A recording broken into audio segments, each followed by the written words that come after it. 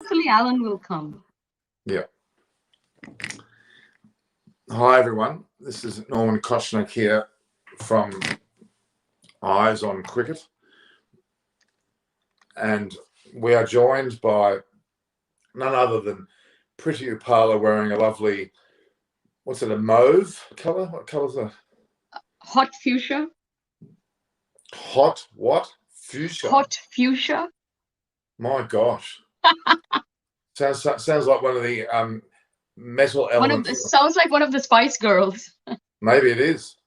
That's the name for maybe your next Twitter handle should be Hot Fuchsia or something. Well, it's been a great set of games. Look, we've reached 12 games now, but we've got a total of 60. Yes. This is what I keep saying, early days, Yeah, it is early days, but I tell you what, Rajasthan Royals is going to need a lot of help. They're in an awful state of affairs. I'm with you. My prediction from day one was bottom, and that hasn't changed. And with every game, they actually keep proving that. And yeah.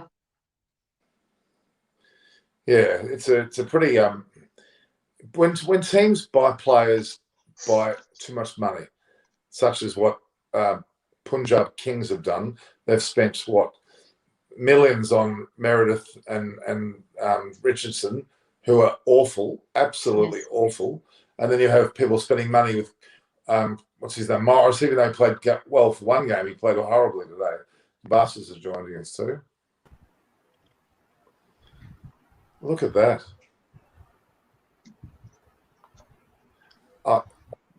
But either way, I hate to say this. It'll sound like I'm bragging, but the public say all after some 300 plus votes. What is the stat at the moment, guys? Tabashas, I thought you were going to get your entire office to vote for you. They haven't done it, have they? I did say them to vote, but I'm not too sure whether they voted or not. Well, you should get angry with them. But anyway, Norman, despite the vote, I would invariably end up being the last. So I'm not too bothered about the voting. No, don't say that. It's not about that. It's about fair looks competition. And beauty is in the eye of the beholder, I always say. True. Correct? Tabashas, would you look up? I'm saying something profound here. Would you listen to me? Beauty is in the eye of the beholder. And there are many people that have a different version of beauty. Hence why I'm the one who's 51%. It's amazing. All right. Tony Xavier, that's a new name. I've never heard of Tony Xavier. Hello, Tony Xavier. Who are you? I've never met you before. So, Tony Xavier doesn't sound like someone from India, does he? Oh, if you're a Indian Christian, yeah, that's pretty common, right? Xavier is a very Indian Christian name. Goan is from Goa? Goan, yeah.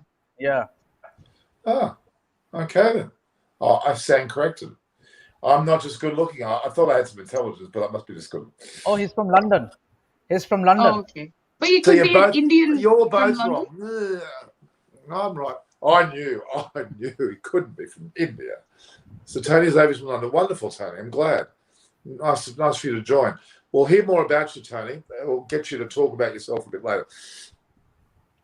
So, Rajasthan Royals should stick to colourful buildings and monuments and lovely beads, I think, because their cricket's not really there. It was awful. I mean, Josh Butler did his best, but I'm a bit annoyed about this. Oh, the ball hit up into the stand on the 10th over and then everything changed. Oh, my foot. It's still a game of cricket. It hasn't changed. One ball doesn't do that. That's a horrible excuse. It's just that maybe it's spun more, but then back accordingly, adjust. Mm-hmm. What do you think? I'm right, Tabashas? Absolutely right. Means in modern day cricket, you are being paid to perform on a bigger stage like IPL. So there's no excuse. Obviously, on their defense there might be a case that the ball was changed in the 10th over, and after all, there were some 82 odd for 2 wickets, and all of a sudden, things started falling in all over. So on their defense, they might say that the ball did the trick for them, because the ball has to be changed, because after Chris Morris hit a six in the 10th over, there was a new ball, and then it suddenly took turn with Moeen Ali looking more dangerous. And so, yeah, but then having said that, that cannot be an excuse, that when you play so poorly, means there cannot be an excuse for that. No. And a man like Jadeja, I talked about him enough earlier on. Yeah. He is such an amazing person. Yeah. He is such a great player. The way, and Ian Bishop said it in the commentary, is he plays the sweeper role on both sides of the wicket. Well, in different overs, but it seems like he's there on both overs. It's every over. The guy's a freak. I think today we were let's say we were treated to a master class in fielding and bowling. Yeah, I would agree with that. Yes, agree. And I maintain that the find of the whole tournament, not necessarily a find, but is Sam Curran. Sam Curran, his presence is amazing. He is such a superb player compared to his brother Tom, who shouldn't even be playing in the IPL. He's ordinary. Agreed. My earliest prediction was, even before the IPL started, was that Sam Curran will be the darling of this IPL by the end of it. He'll have 1 billion fans, and he will just be the media's darling. Because I think he's going to perform in every match that CSK plays, and if they win, he's going to play a major part of that. That was one of the best buys, I think, by CSK, and they will be so happy. Yeah. Do they get Sam Curran cheaply, Tobias? What was the cost? What are they getting for? When you're getting into all sort of stats now. It's a good question. It's a good question. I should know this. I did look at the figures, but I'm not thinking. I don't remember. I think they got him. I'm going to guess now and say they got him cheaply. I'm going to Google it for you. I'm known to Google it. Yeah, it please do. Is it 8 crore? Do you think 8 crore? No, that's way too much. I'm just Googling. No, 8 crores too much. I'm going to predict 2 or 3. Which would be cheap.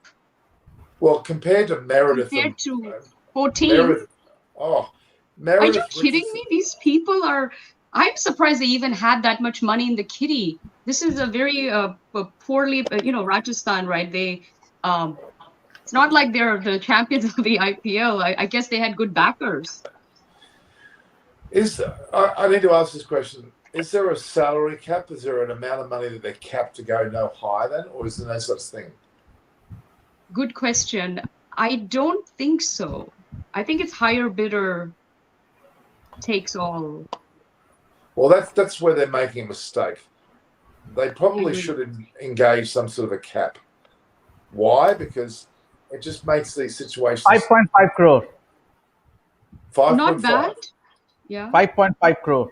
How much is that in Australian dollars? You multiply it by 50, 52. 52. Yeah. 77 or $1 or 77 rupees. Australia, he was telling me. Okay, US is more. Yeah. Yeah. So 5.5 crore. That's 550,000. No, it's more like 5.5 million. Huh? No. No, a lakh is 100,000. So crore is. It's 100 lakhs, right? I don't know. I never get that. I never work on. We'll do. I'll do it after, and I'll put it up. Okay. All right. Because I do deal with the Indian currencies a lot. So no, but I mean, it's just interesting for me to know, because 5.5 crores sounds pretty, expensive. But it's nowhere near what Chris, whatever his name is, Chris Morris got. So Amrish Singh's, every franchise has a limited fixed budget, but there is no cap on individual players. Huh. Okay. But well said. So if they've got a truckload left in the kitty and they've got one player, they can throw all the money at them. And often you find teams, they've run out of money. They've spent so much on this one or two players, and they have none left, and that's when you get the unbalanced sides. You get the, we've seen this, I think, in the last several years with several of the teams. They're just out of money, and they have to do with what they have, and they just don't have a good lineup at all. Milan's saying that they've got a total purse of 90 crores to bid for players. There you go. That's good. That's good to know, guys. Well, make note of that. That's going to be important for us to understand later. Okay, I think that's really quite relevant, especially when we have the super auction next year. Now, what happened? Why did CSK get a new ball at the 10th hour? Because they lost the ball on the top of the stand. They lost the ball. And I think it helped them. And Dave Warner was visiting with some sandpaper on the way down from the top. Oh, no, it was Cameron Bancroft, actually. Cameron Bancroft is the official sandpaper boy for the whole tournament. When a ball's lost in the stand, teams pay him to no, I'm not going to say that. You're so funny.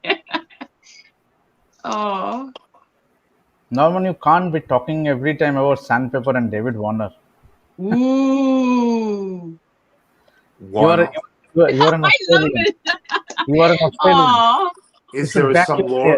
Is there some law against this? You should back your countrymen. You should back. Being a true compatriot, you should back your. And he's from Sydney. He's up the road. He's up the road. So you're always after him. He's got a sandpaper supply shop. And you're always talking negative about David Warner. You know what he did? You don't know what a great act he did. You go and see the extra time video. He fasted along with Kane Williamson for Ramadan with Rashid Khan. That's wonderful.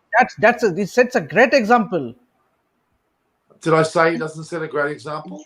Yes. On occasions, when it suits. That's political appeasement. Yeah, he does things on occasions when it suits, when he's got an agenda.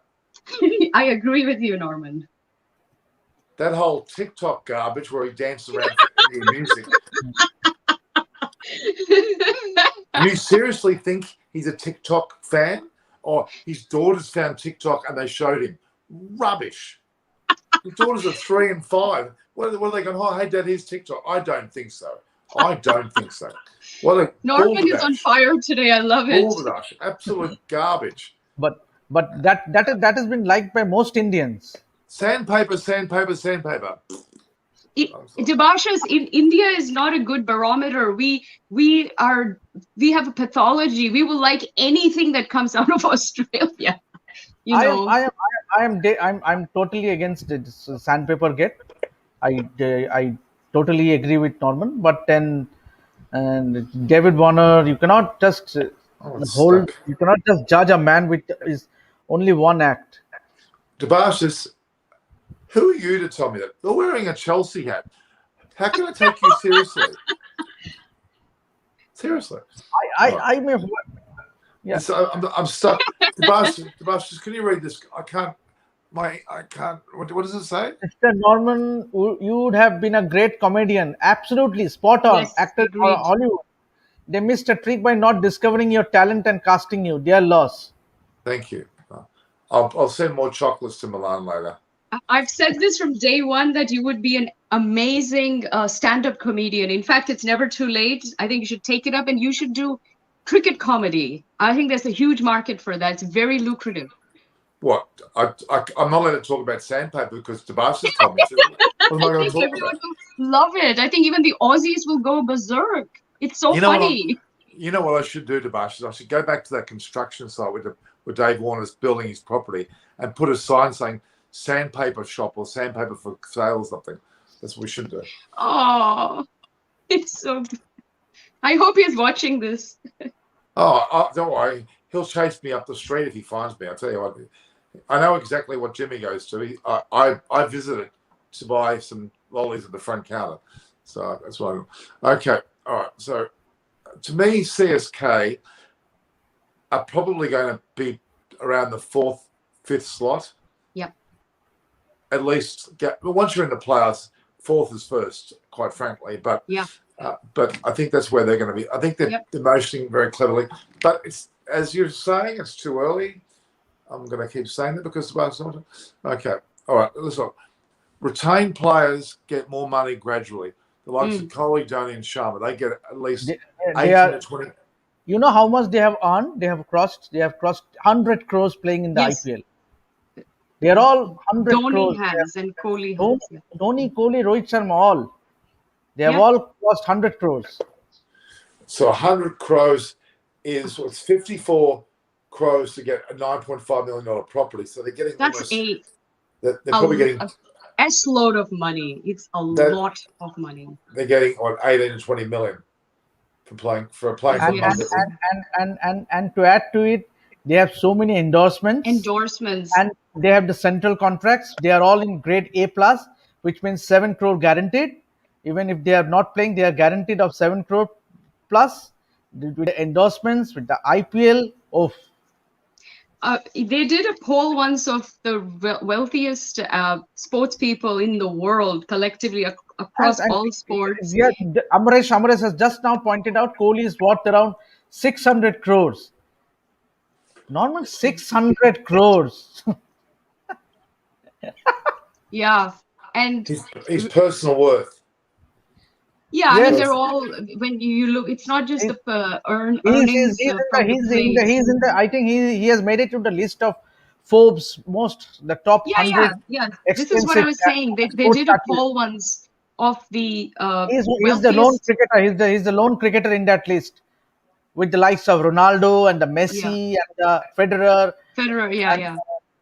Tiger Woods. Well, in the top 10, I know that Dhoni he surpassed Novak Djokovic, who's the #1 tennis player in the world. This was a couple of years ago, and Like I Kohli said, was, I'm I talking think, of the more latest one. than He's some the other soccer lone player cricketer too. in that So list. in the top 5, yeah. Yeah, I mean, Tendulkar's said to be a billionaire now. He's meant to be a billionaire, and I mean, wasn't the government of India gave him a property, gave him a ridiculously like an expensive property as a gift, just gave it to him. He Amazing. I already mean, has a very nice property. I mean, they give a lot of the sports people who do well in the Olympics and other sports, they get land, they get property, they get some cash prize. But in his case, I think what he had before was probably more luxurious. but having come across Tendulkar, no, maybe I won't say. I better not say. But I can be. You should get someone who is very close to Tendulkar in one of your shows. Maybe Sunandan Lele. He's a very Oh, he's a good close friend too. friend. He's a lovely bloke. So why don't you Soon, get him on your show? You can I tell. will. I will Yeah. ask him. Soon he's a lily. He's a. You and I love him. No, we love him. I love him too. He's a great friend. Whenever we were in Sydney, I used to love talking to him, and especially back in the day when perhaps he wasn't that well known. You know, wasn't a special time. He's the same guy. Yeah, hasn't changed him. So look, I mean, but what do we expect from someone who is the god of cricket in India, and with Dhoni and Kohli? What we have to expect that they're going to be worth that much money. Yeah. With a sheer weight of population and support, and not. I mean, we talk about India's population of 1.5 billion, correct, Demarshus? Yeah. But we're forgetting the worldwide coverage of Indian backgrounds. Yeah. There's probably another billion floating around the rest of the world. No, so the largest diaspora in the world is the Indian diaspora, and it's about 35 million around the world. Is that all? So it's not as much as I thought, actually. But I guess these people, this would be like people like myself who have a different nationality and citizenship and hold a different passport. That's about 35 million. So I wonder whether that figure's right. Why? Because America is the second biggest audience to cricket in the world, and a lot of those are Indians. Okay, so I would argue that it's even more than that. I would say it's probably the last census said 35 million, but I think it's much more than that. Yeah. I think it is definitely more than that. I think there's probably more like 35 million just in America, for God's sake. No, it's 5 million Indian Americans. Only 5 million. For the elections, I had to look up all these numbers. Yeah, 5 million American citizens of Indian origin. They are Right. probably students and other people who are Indian, but they wouldn't come under the 5 million, residents and citizens, I would say. People who can vote. Yeah. Yeah, Ismail says 90% of the cricket show watching public is Indian. Well, that's not quite that. That's not quite true. It is around the 70% mark. I know because I have done my homework on that. It's about 15%, up to 15% American, and then the rest. And that's purely numbers. There's not percentages. Yeah. So, all right, we've talked about everything else. Okay. CSK, they scored 188 with nobody scoring more than 33. That's unusual to us, isn't it? How many T20 matches where a team scores 188 and no one scores more than 33? That doesn't happen very often. Yeah, it's something that have not happened not many times. But then I think that's a sign of a good team if you say that everyone making a contribution. Right. And you ended up scoring almost 190 runs, which is a very, very decent score in a T20 match. So that itself proves that CSK it is starting to regroup. To come together. After the loss in the first match, they have now won 2 matches in a row. So I think this might give them the momentum. Yeah. Yeah, but it's too early to talk that way, Debash, as you keep telling me. It's too early. It's too early for some. It's too early, in my opinion, to say things like we know the top 3. That it's too early, but it's not too early to say things like SRH is seriously going to struggle, having 3 straight losses to do a catch-up game. It's not too early to say that Rajasthan is probably going to end up 8th. It's not too early for some things. I think the writing is on the wall, and everyone can see it. Brian Lara today said CSK is a serious contender. And there's a lot of people who agree with that, and they're coming together. Where did Brian Lara say that? What platform did he say that? The official the post game commentary, Hotstar. Yeah. Yeah. Okay. Can I ask the question, Debash? Brian Lara didn't play IPL, did he? No. So I have to be. I mean, I'm not knocking Brian Lara. I love the guy. I think he's the great guy. Brian Lara. He's got a real great cricketing mind. I think you don't have to play IPL to make a statement like that. I didn't say that. I didn't finish what I was saying. I'm just talking about his own experiences from IPL. Brian Lara. We had a dinner at Lord's about 8 years ago now, and Brian Lara was there. So was Mike Gadding. I was sitting very close and we had a good long chat. My then wife was taken by him, and Brian Lara is a bit of a player. He has a little look at the women. And my wife left the building, and then she's, I forgot something, and I thought maybe she forgot a purse. Right? She ran back into the place, gave him a big kiss, and then left. And I thought that was so. Brian Lara's got a bit of sass about him. No, you can see that though. Yeah. I get those vibes from him. He's not very tall, though. Okay. Now, Gagandeep, we've got some news people. We've got a lot of new people online today. Gagandeep Singh says 1 crore is equal to $130,000 US. Yes, US. Wow. So how much did you say that So Sam Curran is 5.5. Yeah, I mean, he got... so he got 500,000 maybe? 5.5. 5.5 times 130,000. You got well over $1 million. Little less, I think, than that. No, Australian dollars, over $1 million. Yeah. American, no. Australian, yes. Yeah, US about 750. That is just insane money. I mean, honestly, we've got to understand how insane that money is. Even for, world sport, maybe not, but certainly for cricket it is. And, Meredith and Richardson, they're just not good enough. And they don't deserve that money. Yeah, and you know what? I actually think it's going to ruin. They're not that great anyway. I think it's going to ruin them. They're going to not be as concerned about playing Test cricket now. Not unlike they weren't that good anyway. And now it's going to get to their. They'll become like Bernard Tomic. Meredith is crap. I'm sorry. I've got no time. I think he's just fast, inaccurate as all hell. and he's got this. He's got a lot. And there's something wrong with something about him that I just don't think is going to be successful. Anyway, I'm just that's my thoughts. Hardik Palmer saying, "What if SRH and RR win every game from next match? It's too early to say which team will be." Okay, Hardik. I mean, we can say those things, but I don't think it's going to happen. I don't agree with him. No. All right. Shall I look Because at they the won't. That's the thing. No. The if is too big. If it was MI who lost 3 matches in a row, you can bet they're going to win the next one. With these two teams, I don't see it happening. I was going to go to my sponsor, chocolatebiscuit.co, but I've run out of chocolate biscuits. I can't even show them on the program, so I've got to go off that sponsor. All right. Now,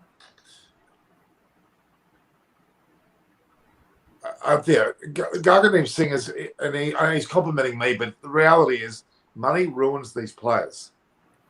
It really does. And I think Meredith and Richardson are gone. They're not going to be anything now because I feel sorry for them. Actually, no, I don't. They've been paid a truckload of money. I mean, to me, Meredith and Richardson are like 2 CEOs of a company. Yeah. They get paid a lot of money and do nothing. CEOs do a lot. They built the company up from scratch usually. Yeah, and then some of them actually come into a company and make it go down and still get a lot of money and leave. I agree. So, okay, so I'm not exactly certain about that. And that's a boys' club. If you're in the CEO club, you bounce around as CEO to all these different companies. Sure. I don't necessarily think that's the success of the business, to be honest. Okay, Debashis, I want your thoughts for a minute. Would you sit up, please? You're in the reclining chair? Yeah, tell me, Norman. Okay. I want a heart-to-heart. Now, with you too, Pretty, but Debashis, I like this closeness. I like this screen closeness. I think it's much better. And again, I don't think people listen when we're doing this because we can talk privately. Debashis, do you think there's any hope at all, any hope whatsoever, that you're going to have any more hair under that cap? Any hope of? More hair under your cap. Come on, Norman. This is getting too much. I'm joking. Come on. You know that. Okay. So it is true. There's one comment from Ismail saying that certain players become pigeonholed as T20 specialists. And that's where we start to worry because that's where the cricket foundationally becomes a loss. Like Kieran Pollard, he's now playing more longer form of the cricket, but he's been severely lost on Test cricket because he could have played from day one and may have been a force to reckon with. His stats may have been quite through the roof, but he was pigeonholed with T20 very early, and he's played most of his career in that format, or 50 over. And his worth is coming through now for the country, but it's a bit late.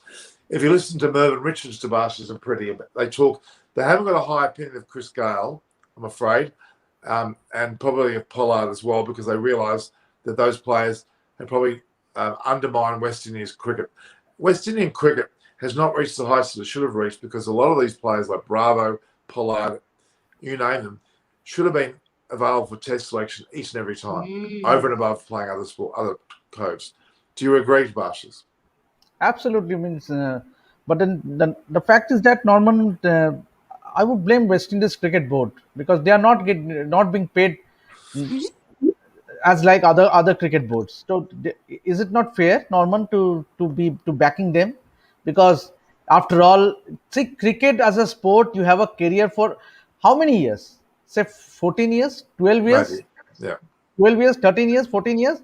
So if you don't if you don't make money in that short span of time, what do you do next? Yeah. So I don't see any wrong means in the likes of Gale, Pollard, or a Bravo, and not playing Test cricket for West Indies because they are not being paid. They are not being looked after as like bigger boards like Australia or England or India. So where the cricketers' welfare is being looked after. So nothing wrong with it. No, I understand what you're saying. I mean, Sri Lanka is a great example. Tisara Pereira is almost considered coming back into the IPL this year because of some injuries. I read somewhere that some Sri Lankan cricketers are driving a bus. Is driving a coach in Melbourne. In Melbourne. If I'm not wrong. So what that goes to prove that what the Sri Lankan cricketers are paid very poorly by their own board. Yeah, there's an elite bunch of half a dozen or so that get paid well, but the rest don't.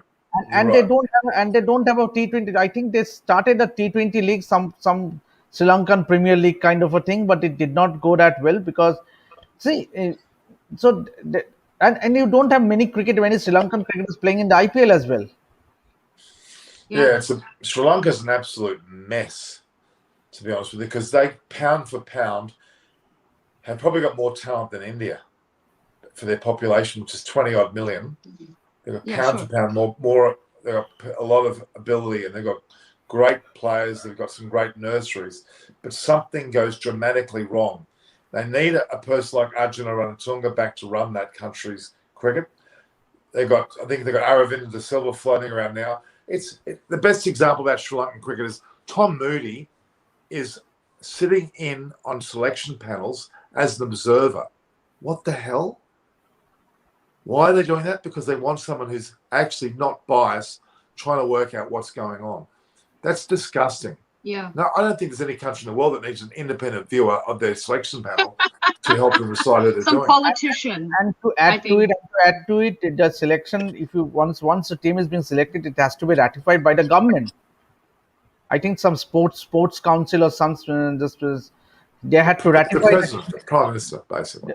they had to ratify the teams, which is totally means it's, I don't see because they might land the cricket board into trouble if ICC Mhm. is serious on it because ICC is very punctual on it. They want independent governance. They don't want any interference from the government.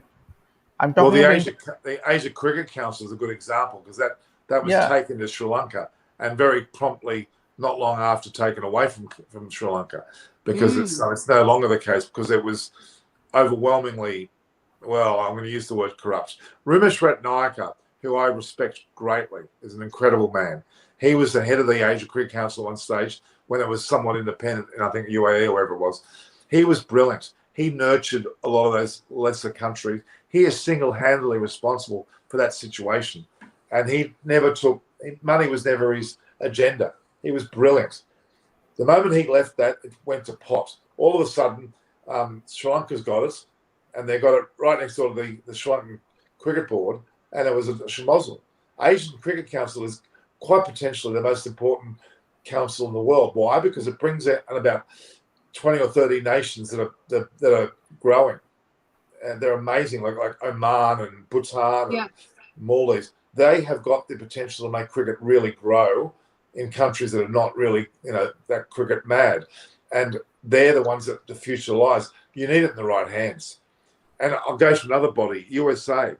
They've got corruption written all over them at the moment, or have had. One of their leaders, I'm not sure whether you remember, Tobias, it's a while ago now, one guy embezzled millions.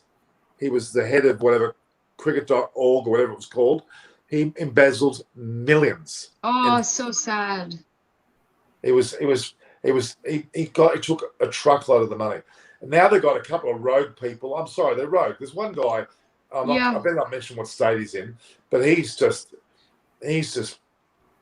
it's America is a bunch of fragmented organizations all claiming to be Cricket USA. I know. Cricket It's like, who America. will the real Cricket America please stand up? Yeah, It's there's a just guy. disjointed private entities claiming, and they just have the name. Oh, it's just disgusting. There's a guy in Florida who calls himself Cricket USA, whatever. He's just got a lot of money, and Wow. it's disgusting. And I don't know what the ICC are doing about this, but I hope they're doing something good because if they're the second biggest audience in the world, they need to be taken care of. Really, they And do. you don't have the BCCI version in America. You don't have No. that official you don't have that, right? So The ICC needs to step in there because they've had at least 2, if not 3 bodies that have been out and out corrupt. One guy embezzled almost the entire kitty in that, took the whole damn lot. I need to look this guy up, and hopefully I don't run into him because I'm getting connected to all kinds of cricket people. Yesterday, a good friend of mine told me that his dear friend has bought the Washington, D.C., the capital city in America, the D.C. Cricket League. He owns it now, and he said, I'll connect you to him. So I'm That's great. Look, looking forward to speaking with this person who's just bought this big league. Please don't take me wrong. I'm not trying to be disparaging at all, but I don't like hearing, and it's facts. You Google it, you'll find it. It's fact. The embezzlements have been the order of the day. Everybody wants to claim this leadership. It should not be a private enterprise doing it at all. It should be an independent, transparent body that does it. And that's where the problem starts and finishes. When individual backers get involved, it's their own little harem, effectively. Sorry, Debashis. Am I speaking out of turn here? Yeah, because I'm not into. I don't keep a track of US cricket. Neither am I interested in. But No, it's but the I mean, future in a way. It's the future I in a don't way. think so because Well, obviously not. if India is cricket always going to be number one, but cricket it's is the to develop in the United States, you need to have a very big role of BCCI. I yeah. think. Well, they have. yeah. Well, they can always do that. I think we have a good presence of Indian Americans here who are very very close I with know someone Indian very government. close who is very close to United States cricket as well, because when I was in West Indies, I met quite a few guys. They are on my Facebook, so but then I don't keep a track of them because I'm not too interested with United States cricket. But I mean, can I be honest with you? Okay, I'm not going to, Marshall, I'm not expecting you to be, please. But someone needs to. And I reckon, honestly, Pretty, you could have a significant role to Yes. play here. And I mean that very, very seriously. You should do some investigative journalism, not to expose people, but to find out what's going on and Yeah. try to get involved to be a mediator to get them all together Wow. at that level. I'd love to. And look, some part of my dharma and karma is cricket and USA, and being some kind of an ambassador for it, whether it's putting on a tournament at some point or in some way. Okay, before you start taking tournaments on, I'd actually find out who's who in the lay of the land of That's America. right. That's what you need to find out, and you'll find there are individual people in there, but they shouldn't. They have to accept the fact they shouldn't be. They can fund it. They can be major supporters. Wonderful. But they shouldn't be the ones who lead the organisations. And you'll notice this. I'm afraid I know a bit about it. I've approached some of them. We're going back 10 years now, and it was a very frustrating process. But I'm not in America. I believe that it needs to be dealt with, because if they do that and they get them all together with one overriding body, it'll be enormous. Wow. It's a task. All right. So, Debashis, back to the game. I'm sorry. I mean, I think this is a relevant conversation for this time of the morning. It's very relevant. Remember, cricket and politics, the two most interesting, fascinating topics. And the fact is that our time slot suits that. So, okay, we need to be aware of the fact that sides, the biggest game that's on the planet, I think, so far in this tournament is coming up tomorrow, which is the Mumbai Indians versus the Delhi Capitals. That's a very significant match, don't you think, Debashis? Absolutely, because the Delhi Capitals will have a chance to avenge their defeat in the final last season, and they look a very confident side. Means I would say, with that hiccup in the last match, I think they are a very very decent side on paper, and I think it will be a match for match, because as when you look at the both sides, they look very very strong. Means if you can, and I totally agree with you on one count, is that these three teams, they look lot more strong and balanced when you compare to other teams, other five teams in this IPL. Mumbai, RCB, and Delhi Capitals. They looked. I think they almost guaranteed themselves of a place in the playoff. It's too early to say, but if they play to their potential, no one can stop them. Yeah, it's quite scary how some of those players and those teams are playing. Even Punt, he's almost taken a foot off the pedal a little bit. Not unlike a Dhoni or a Kohli. He knows the importance of the end of the season. He started pretty hard, actually. I think he's pulled himself a little bit back, which means he's going to rev it up towards the end. I think Ponting's had a word in his ear, which is great. Obviously, just take a step back, let it all happen, and wait for your moment to really pounce. I'm convinced that Ponting has made Punt a better player in the short term. And I'm also convinced that Punt is going to put a stamp on this year's IPL. After his summer season in Australia and what's happened recently in India against England, this is the reckoning of Punt altogether. Both this tournament, the World Cup, and beyond. This is his moment where we're going to really see him begin to shape up as the long-term captain of India. May not be all formats, but certainly in the shorter formats. Yeah. Don't you think, Tobias? It's too early, Norman. It's too early. I've been saying this for a long time. It's too early to say that all this discussion is about that Pant will be a captain, Pant will be the future leader. It's too early to say because Virat Kohli has been. Didn't Ganguly say that? Ganguly said that? Ganguly founded him to be a very, very good someone who can be in the long run. He can be the future of Indian cricket, but that he definitely did not say that he is going to be a leader because unnecessarily creating a controversy by saying that Pant can become a great captain or so and so. I'm not into those things because I'm part of the Indian media. Okay. I'm not going to get that's my opinion. That's my opinion. Yeah, and I mean, I do see him being a captain for one of the formats, probably not all three. You know, Kohli is not that young. He's, I think this World Cup is going to be his last World Cup. With 2 World Cups coming, if Kohli wins that, and which India is I think with England, India are top favorites to win the World Cup in India. And if Kohli can go on to win the World Cup, he is guaranteed he is going to get an even longer run in that captaincy seat. And if Kohli can do well in England, obviously. We all know that India has done really, really well in test format. So I don't see any change in that captaincy, at least for a while now. No, I didn't say that though. I mean, I didn't say he'll be changed now. I'm saying the transition will occur at some stage, and it has to. It might be 5 years from now. Yeah. And who better than Kohli? I mean, obviously, he will be the first one, like Dhoni.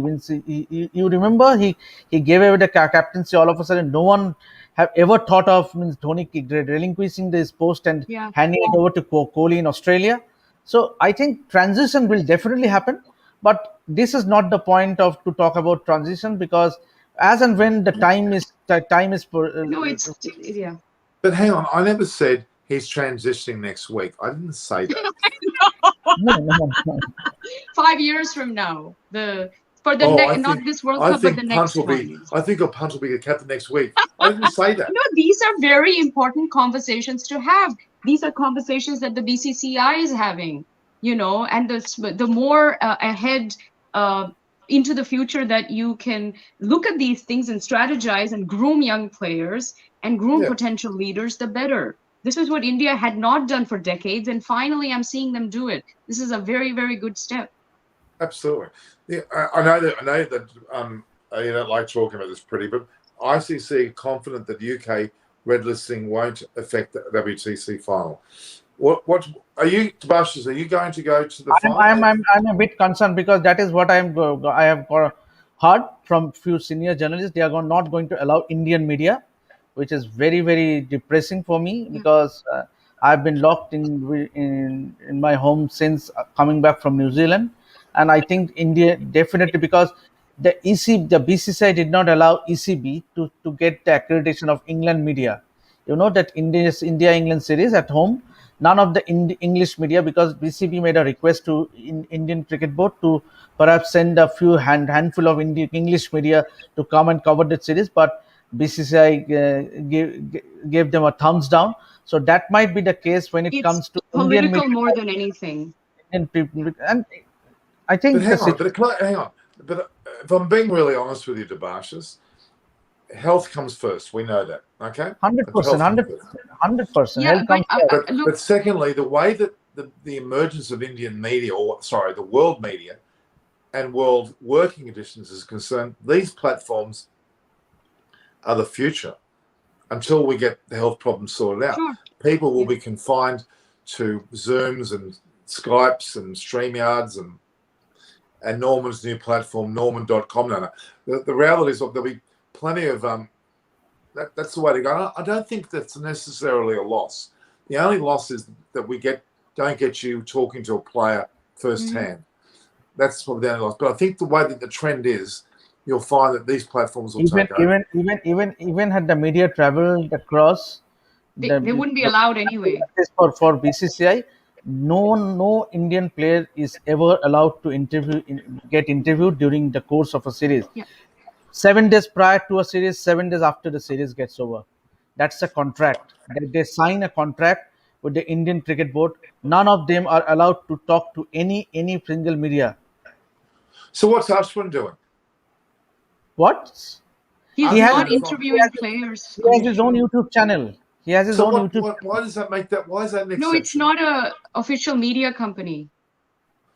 Yeah, It's not okay. Star Sports. All right. I just want to make a point. I think it's a bit rich for the ECB to, or sorry, not the ECB, for the UK to red list India, while they have the UK variant has traveled around the world, and there were many countries that didn't red list them. So I think it's just a bit rich that they are doing this. I think some of this is a bit political, which is sad to see. And in fact, like I mentioned, I was talking to this senior editor of a major news station the other day, and he told me that this new outrage is not COVID outrage, it's a new variant, and apparently it is the UK variant. So why isn't India red listing UK? Their variant was plaguing the world first, So it's about time that we also kind of step up and put our foot down where we need to, and not always have, whether it's the US or UK, it's not them that need to show the world that they're being the moral police. I think we can also play that role now. So I heard from today with someone I was speaking to that America are allowed to travel to Italy, to Florence. We can Italy, travel to a lot of countries. How does that work? How does that work? Because we can travel also all around we just can. We need a negative test. So you don't have it. Nobody in the plane has it. And then when you get to the country, in Thailand, you have a 14-day quarantine. In the Caribbean, you have 0-day quarantine, so every country has its own quarantine rules. But you abide by those rules, but you are only able to travel if you have a negative test, which needs to be shown both at America, the point of entry, and at the port of destination. And at any point during this trip, they can turn you away, and you have, I don't know what the development coming from India is that everyone is allowed to get the vaccine now if you are above 18 years. That's a very, very positive sign to come up. It's the latest that we get to hear. That's the latest development from today, that above 18 everyone can get a vaccine now. That's a huge positive to come from. Australia's a mess in terms of the vaccines. We're not getting it. But they are not allowed to travel to New Zealand, Australia and New Zealand, trans-Tasman. That opened today. Yeah, that opened today, right? Yeah. And it also includes the Cook Islands, because New Zealand have control of that, which is massively important for Cook Islands. So, and the reality, the South Pacific will start opening up to Australia and New Zealand, because they're all zero. If we're zero, New Zealand's zero, and they're all zero, well, then the corridor can expand, which is a great thing for world travel, that we're starting to do that in Australia.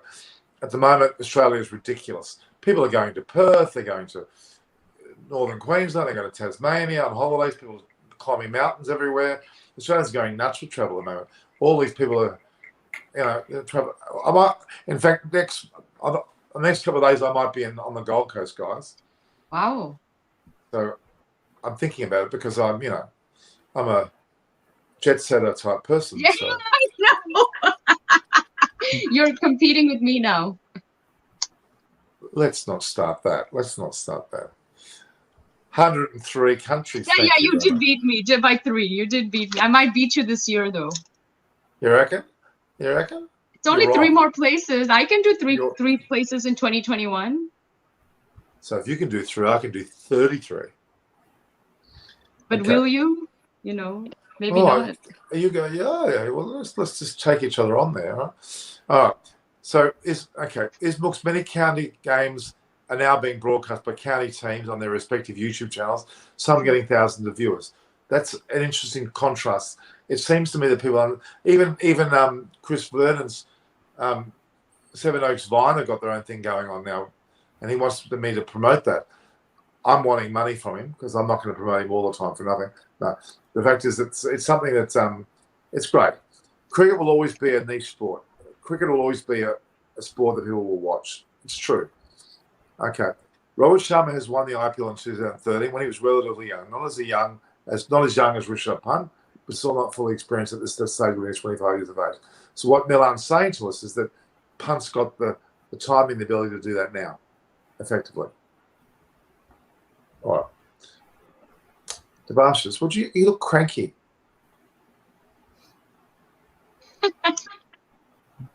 Okay. Now, all right. So Mumbai Indians, early prediction, Mumbai Indians versus Delhi Capitals. Shoot, who's going to win that?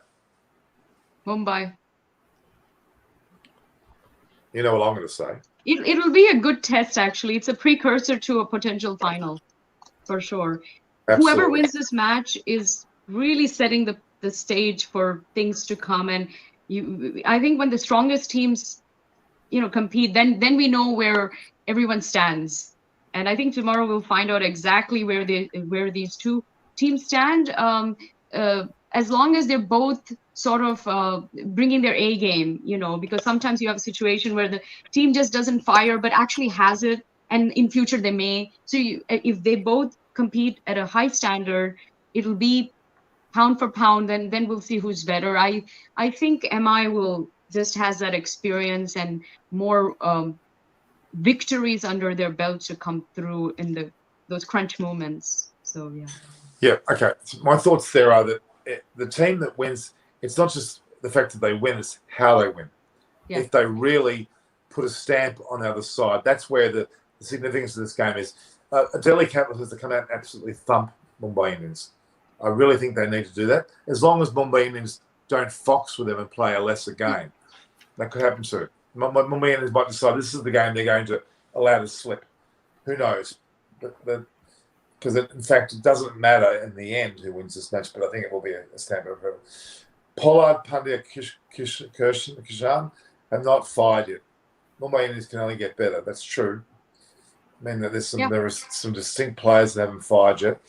But you can say there's something about RCB. Kohli hasn't put his foot down yet either. So, I mean, nor has Rohit Sharma as well. So there's quite a few interesting. I want to see Rohit Sharma. I miss the time when he scored his 250 in the ODI. I want some of those innings again. Don't you, Debashis? It's easier said than done, Norman. It's easier said than done that to score 100 in a format like T20. But then, if someone has to score 100 in a T20 format, it has to be a Rohit Sharma or a Virat Kohli, because they has the potentiality and the caliber to score 100 in this format.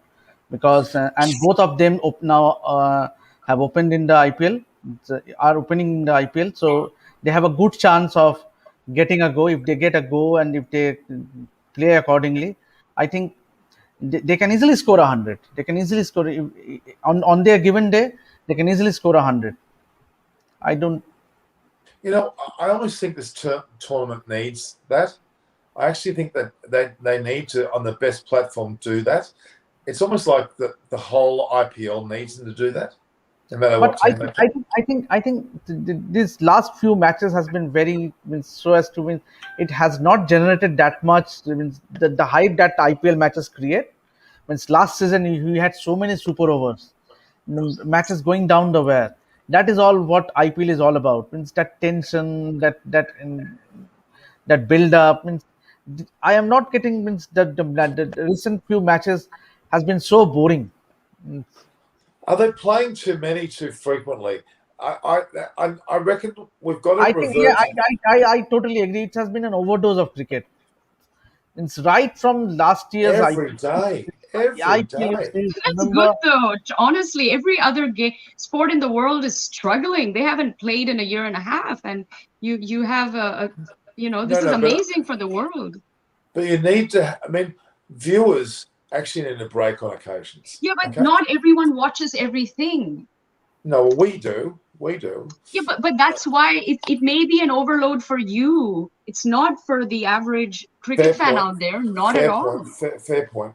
I would like to see more double headers. I think that's what they should do. They're doing it every Sunday, correct? Every Sunday Yes. they're doing double header. Yeah.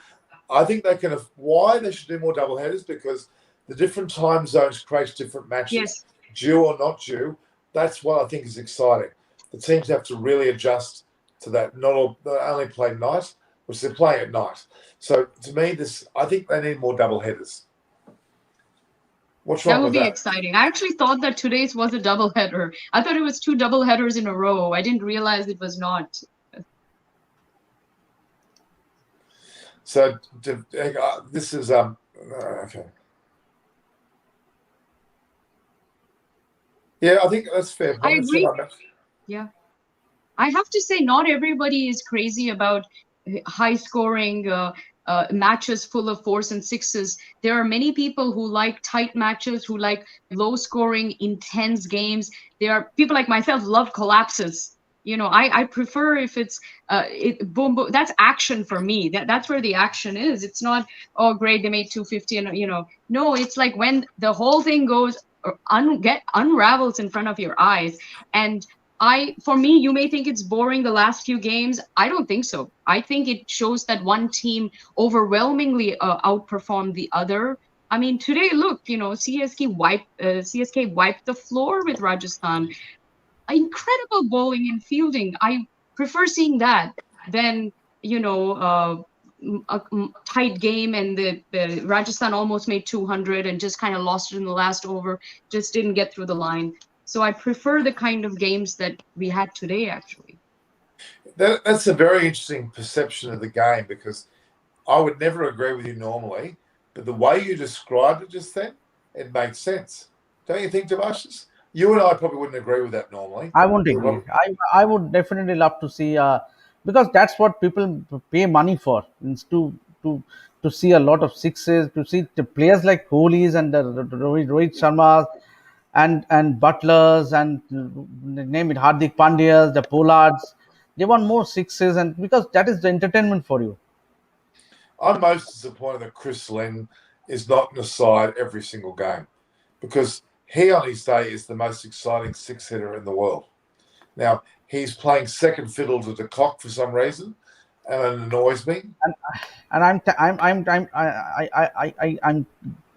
at least I'm relieved that the Chennai leg of IPL is over now. Well, That is, Which means runs, yeah. but you can have 6s and 4s and still have a low score. You can still get some great shots and still have. It doesn't need to be 200 plus to have an exciting game. No, Yeah.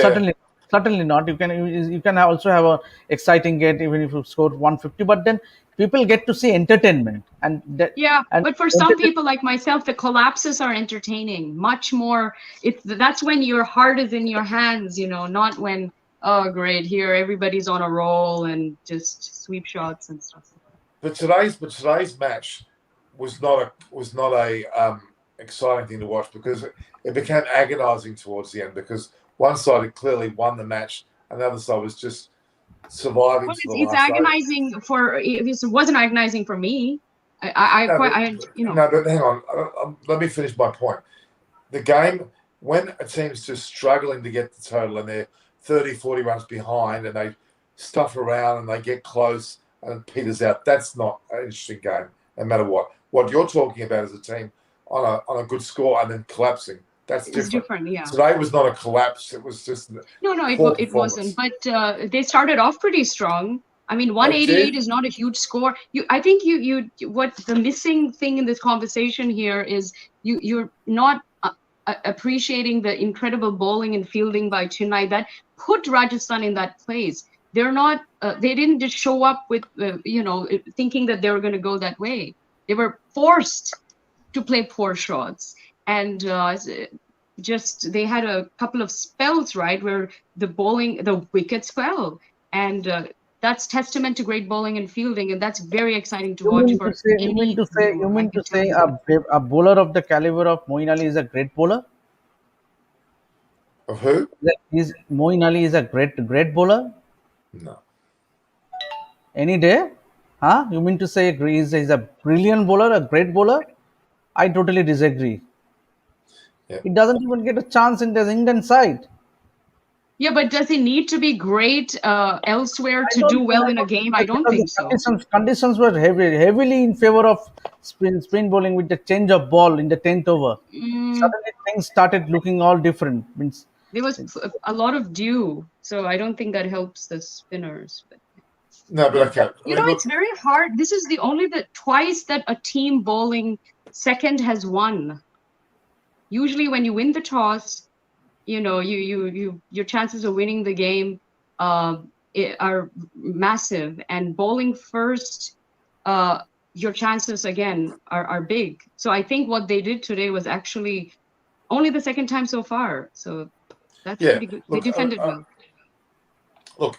It's the game, and to Bash, in all fairness to you as well as Pretty, the game interests people in different ways. Yeah, agreed.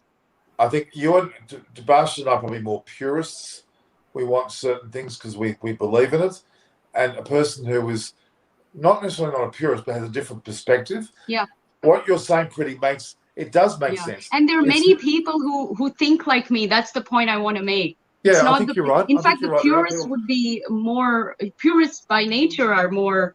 I mean, hey, in some way, I love Test cricket. I'm not an IPL fan at all. You know, No. this is to me this is a fun thing. It's not even real cricket. So from that perspective, I'm more of a purist than both of you because I think you both enjoy IPL more than me and T20 more than me. For me, it has to be ODI and more. No, I think, look, there's a whole. I'm speaking to a lot of people in Australia, okay, about cricket.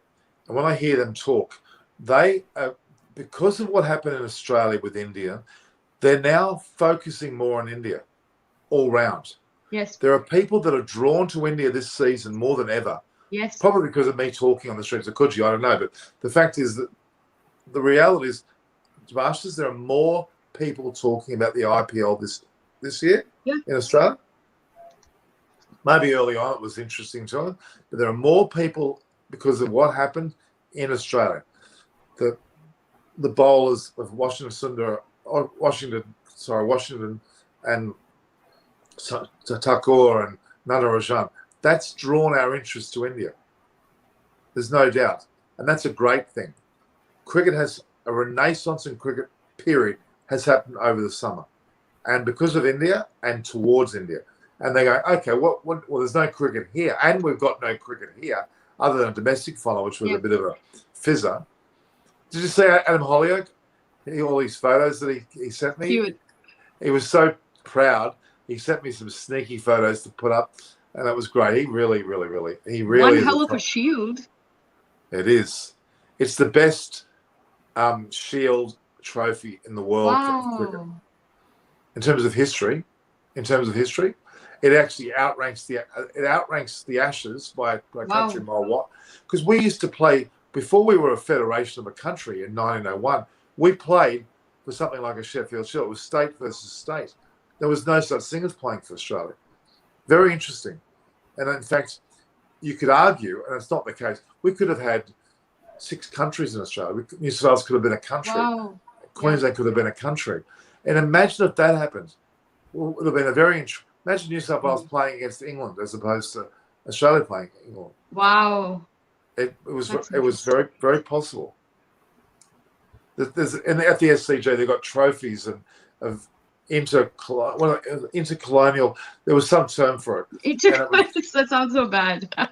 Well, it was a term given to a Commonwealth, I guess. Yeah. Well, before being Australia, we had these weird titles. Anyway, that was fiercely played, and it was great interest if you look back. All right, we've got a comment here. Is there a double header coming up in a couple of days' time? Do I? yeah, that's what he says. Is it true? Yeah, I think so. I have to check. I didn't know, but apparently it must be if he's if he's got the names of the teams, it's Milan's Punjab been Kings amazing. versus Sunrisers, and then KKR versus CSK. Well, Milan's in Austria. Don't forget, he's in Austria. Yeah, He- KKR is playing CSK, that I know for sure. Day after tomorrow, I know KKR That'll is be a playing. good game. Yeah, Punjab Kings and Sunrisers. So double header again on Wednesday. I love the Punjab Kings abbreviation. It's not PK. It's actually PB. P PBKS. Why? PBKS. PBKS. Is the last letters Punjab with a P? B? Is that what it is? Yeah, yeah, Punjab. PBKS. I still Why? refer to them as Kings 11. I can't not. And Delhi, is it Delhi Capitals? I keep calling them Delhi Chargers. Or Delhi Devils. They're like Daredevils. Were they Yeah, called That in my Chargers? mind, I have a different, yeah. Were they It called was Chargers? Delhi Daredevils Deccan before, Chargers. It was Deccan Deccan Chargers. Chargers. Deccan Chargers, yeah. Then I it see. became Sunrisers Hyderabad. So it was previously Delhi Daredevils. Now it is rechristened to Delhi Capitals. And Sunrisers Hyderabad come from the guy that missed the Sun Group. Sun That's Group, right. right. Very clever name. And I love there was one Aussie guy at the football who said sunrises over water, he said. Okay. And he said, there you go. That makes a lot of sense. All right. Sharma has scored a total of 539 runs. Milan is full of stats today. 539 runs from 28 innings at a strike rate of 122 from 2013, with an average of under 22. So he was definitely not a veteran when he captained the IPL team in 13. It's a good point. Some good points being made here. Punt's trajectory is probably better at this stage, you would argue. How old's Punt? I think 22? 22 to 25. Yeah, he's young. But the thing is that, Norman, what I would like to stress on here is that there are phases. Means Yes. you see the likes of Saha when he was at his prime, he couldn't get into that side because MS Dhoni was playing. So just as is the case with Pant is, you have someone like Virat Kohli and Rohit Sharma, who still have a lot of cricket left in them, and they are captain. And Virat is a captain in across all formats, and Rohit is a vice captain in the ODI format. So and Rahane is a vice captain in the Test format. So if you means where how do you get a Pant captaining in next 3 years time? What I mean to say is that obviously he is a captain. He has the potential to lead the country, or in the long run he might be the captain. But it's too early to say that. Means obviously you never know, because lot of team, because Shubman Gill is also been regarded as a captaincy material. Yeah, Yeah, 3 years is Pretty not, Shaw was the captain of the under 19s, wasn't he? yeah. He's the captain of Bombay. He just led Bombay to Vijay Hazare Trophy win. Pretty sure. Yeah, Pant Yeah. has a lot of international experience though, and I think from all the youngsters, he's the most. I think he's proved himself the most. Also, being a wicket keeper, and then when you get to hear him, he really is fantastic at getting the players, the bowlers. He does a great job with them. I've seen him non-stop, and KL Rahul isn't quite as good, but Pant is really special behind the stump mic. He speaks in Hindi usually, but if you listen to him, he's funny, but he's very, very effective, right? He can really get the bowler pumped up, and now he's doing it in the IPL with the foreign bowlers. He knows exactly what to say, and they're doing it, and he's really reading the pitch really, really well, and the shots and all of that. So I'm very impressed with that aspect of his game.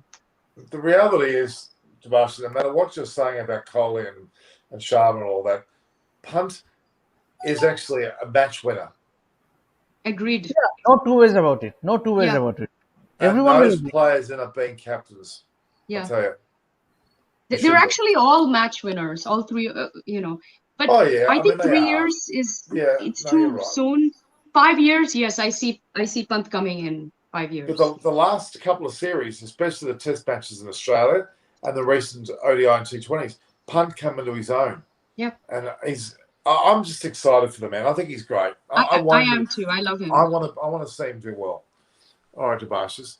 How are you going time-wise? Do you want to clock off? Because I'm Yeah, sure you're tired. absolutely. All right, Yeah. Debashis, you can go. Pretty and I will start talking. Pretty and I start talking geopolitics. Yeah, we'll talk. There's plenty to talk about. Geopolitics. But Thank you, Debashis, Shruti. Thank you, I Norman. want you refreshed, Debashis. Yeah. Thank you. Did he come close? Oh, he's gone. Yes. What were you gonna say? I was going to get a kiss from him. That's all. That's all. You blush. Yes, exactly. Now, I want to talk to you about some other things, Pretty. I mean, we've gone for an hour about cricket. I want to go off topic a little bit. Oh, Not okay. anything bad, but to me, I want to start to introduce more special features.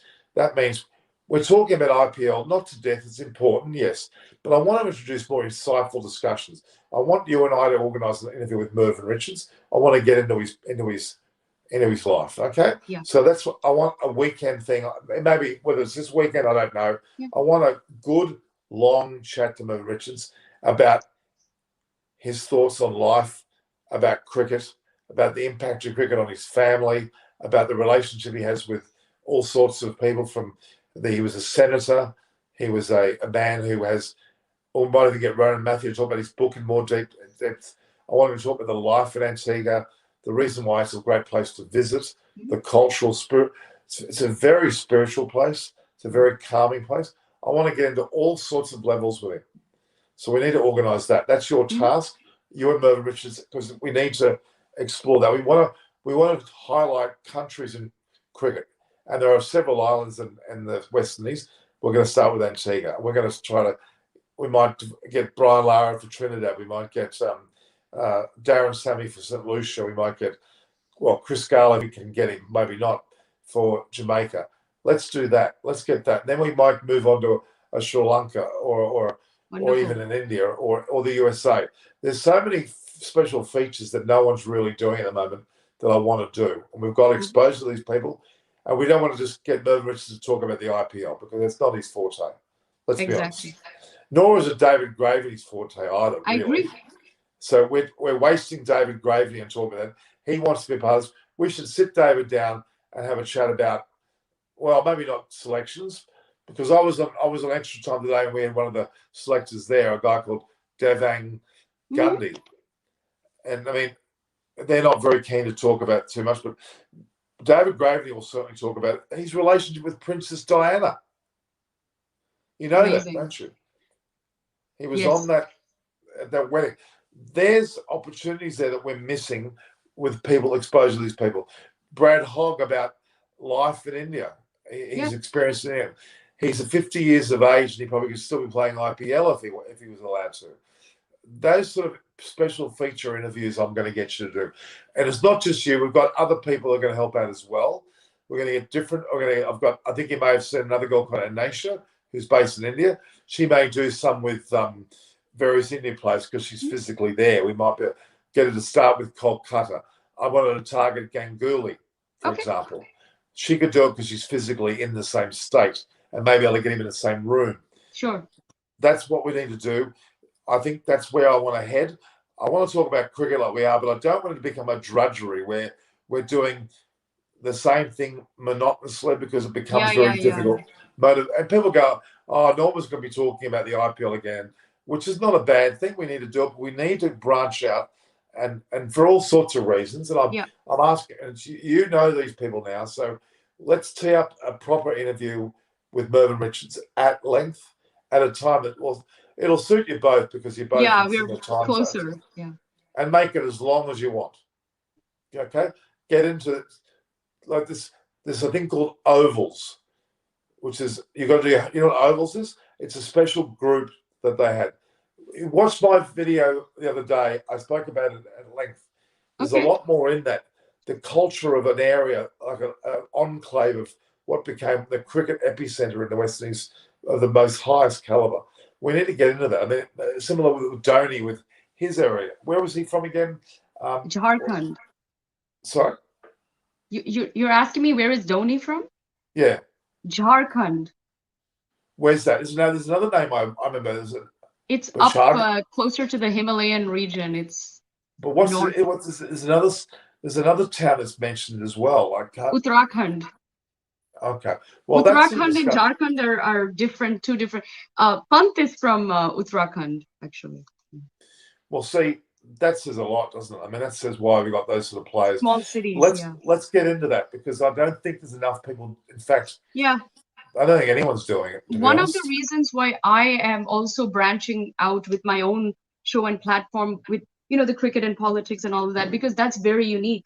Nobody's doing that, and nobody can do that properly. Well, Mervyn Richards is a senator. I know he would be perfect for that segment of my show too, because it's combining the two.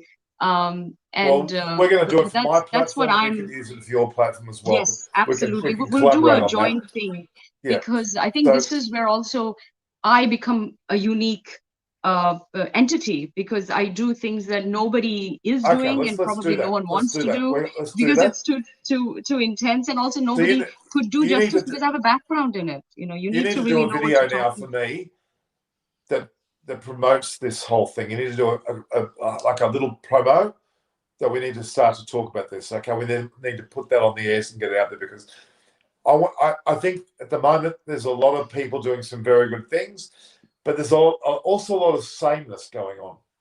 There's a lot of people who are sitting at their homes doing these type of things, doing it well. I'm not denying it, but that's getting a little bit not stale, but it needs to be progressed. And I don't want to just be a part of the pack. I want to do as much as ours. So let's think about that. I mean, here we are. We're airing this publicly anyway. If people are watching this, they're going to be thinking, but they're going to be able to have our contacts. So let's do that. Combine that with I'm going to be talking a lot more to people, individual people and their thoughts. That is extremely important. And you said previously you weren't that keen on doing that, but I want you to do it. Why don't you go on the streets of America, not randomly near Hollywood Vine? I don't mean there, but I mean, why not get people's impressions, albeit in some cases not as knowledgeable as others, and just start to unpack that. But a bit of investigative journalism, not to expose, but to highlight what needs to be done in American cricket. Yeah, I mean that I'm doing that as for my own thing too, because if I want to get involved in any of this here in America, I need to know what's up, and it's very tricky because you can't just Google Cricket America. You need to stay separate. Don't align yourself to the Washington DC mob only, because no. I have to. I'm a private entity, and I'm setting up myself as a private entity anyway, and do my own thing. You need to find out exactly. It could even be state by state. I don't know who's in charge of what. Compile a decision tree or a matrix of where people sit. It's going to be very honestly. I've done this about 10 years ago. It came down to one man who ripped off Millings, right? And I actually had a phone discussion with this guy prior to knowing what he was all about. He was so pleasant and so welcoming and so open to discussion. I was quite impressed. I had got into the Fort Lauderdale area, all the heads there. I was trying to pursue this line, and I went to him, and he was the man. He was the go-to man. And you know what? Bizarrely, even though he ended up being very fraudulent, he actually had a good handle on what he was doing. Wow. If he was not corrupt, he would have done a very, very good job, because he had appeased some of the fractions. He had appeased and created a very good, what appeared to be a very good structure, but he blew it by getting greedy. But I'm just saying to you that I went very, very close to that guy, at least by phone. I never met him, about what was going on. It looked pretty good. So it's a bit of work, because I know that New York's very strong, Florida's very strong, California's very strong, Texas is very strong. You're saying Washington DC is strong. I'm pretty sure every state's got a bunch of Indians running something, or Pakistanis. Was this guy an Indian, this main guy? No, he was actually, it was amazing. He was American. I'm so shocked. He was a very polished talking. He was more into the administration. He wasn't a cricket expert, I don't think, but he knew what he was talking about, and he did it he was doing well. He did the wrong thing, but yeah, I mean, the actual concern I have got is that there are people from certain nationalities, and we know the obvious too, India and Pakistan, that are very fraction based. I think the guy in, I don't know exactly, but there's a guy in Florida who's got a truckload of money, and he's flinging it around, and he's trying to get players to play, and I'm sorry, he gets pretty ordinary players to play, so his money's not going the right direction. But Wow. I'm not exactly happy with what's going on there. I don't want to comment too much, but I just think that they all want power now. Someone needs to come over the top and be independent to get some traction, and that's a very hard thing to do. But if you can do it, it's going to be enormous because, and maybe you might engage the BCCI ultimately. Have to. But I mean, it's something that's big because they're the second biggest audience, and Tendulkar and Warren tried to get into the country, and they did a great job with this tournament. Happened about, I don't know, 4 or 5 years ago, which was great, but there was never a follow-up to it. So it was a lot of effort for one. So they were filling out baseball stadiums with cricket. Yeah. You saw that, didn't you? But it didn't. The other problem in all of this, of course, is you're dealing with men, and there's a lot of, there's a lot of greed for power and money that you find all around the world, but especially in this country. If you can provide independence and a woman, again, it's not necessarily just a woman alone, but I reckon you'd gain a lot more respect because they couldn't touch you in regards to credibility is concerned. No. I'm not saying with respect to myself, just amongst themselves. There's, you see the worst of the human condition there with some of these people, the greed and the corruption and all of that. I mean, sports, it's heavy, and it seems like this lot that's where their mind is at. They don't seem very evolved, and they seem pretty selfish. Like they're almost trying to milk this thing for what it is, and that's not a good place to be. No, the fact is that there's a power vacuum over the whole country, and that's why that guy was able to be corrupt, because he was probably somehow not controlled, and America probably didn't even notice that he was there. So, yeah, there should be a 3-day 6 tour. There should be look. Florida's got.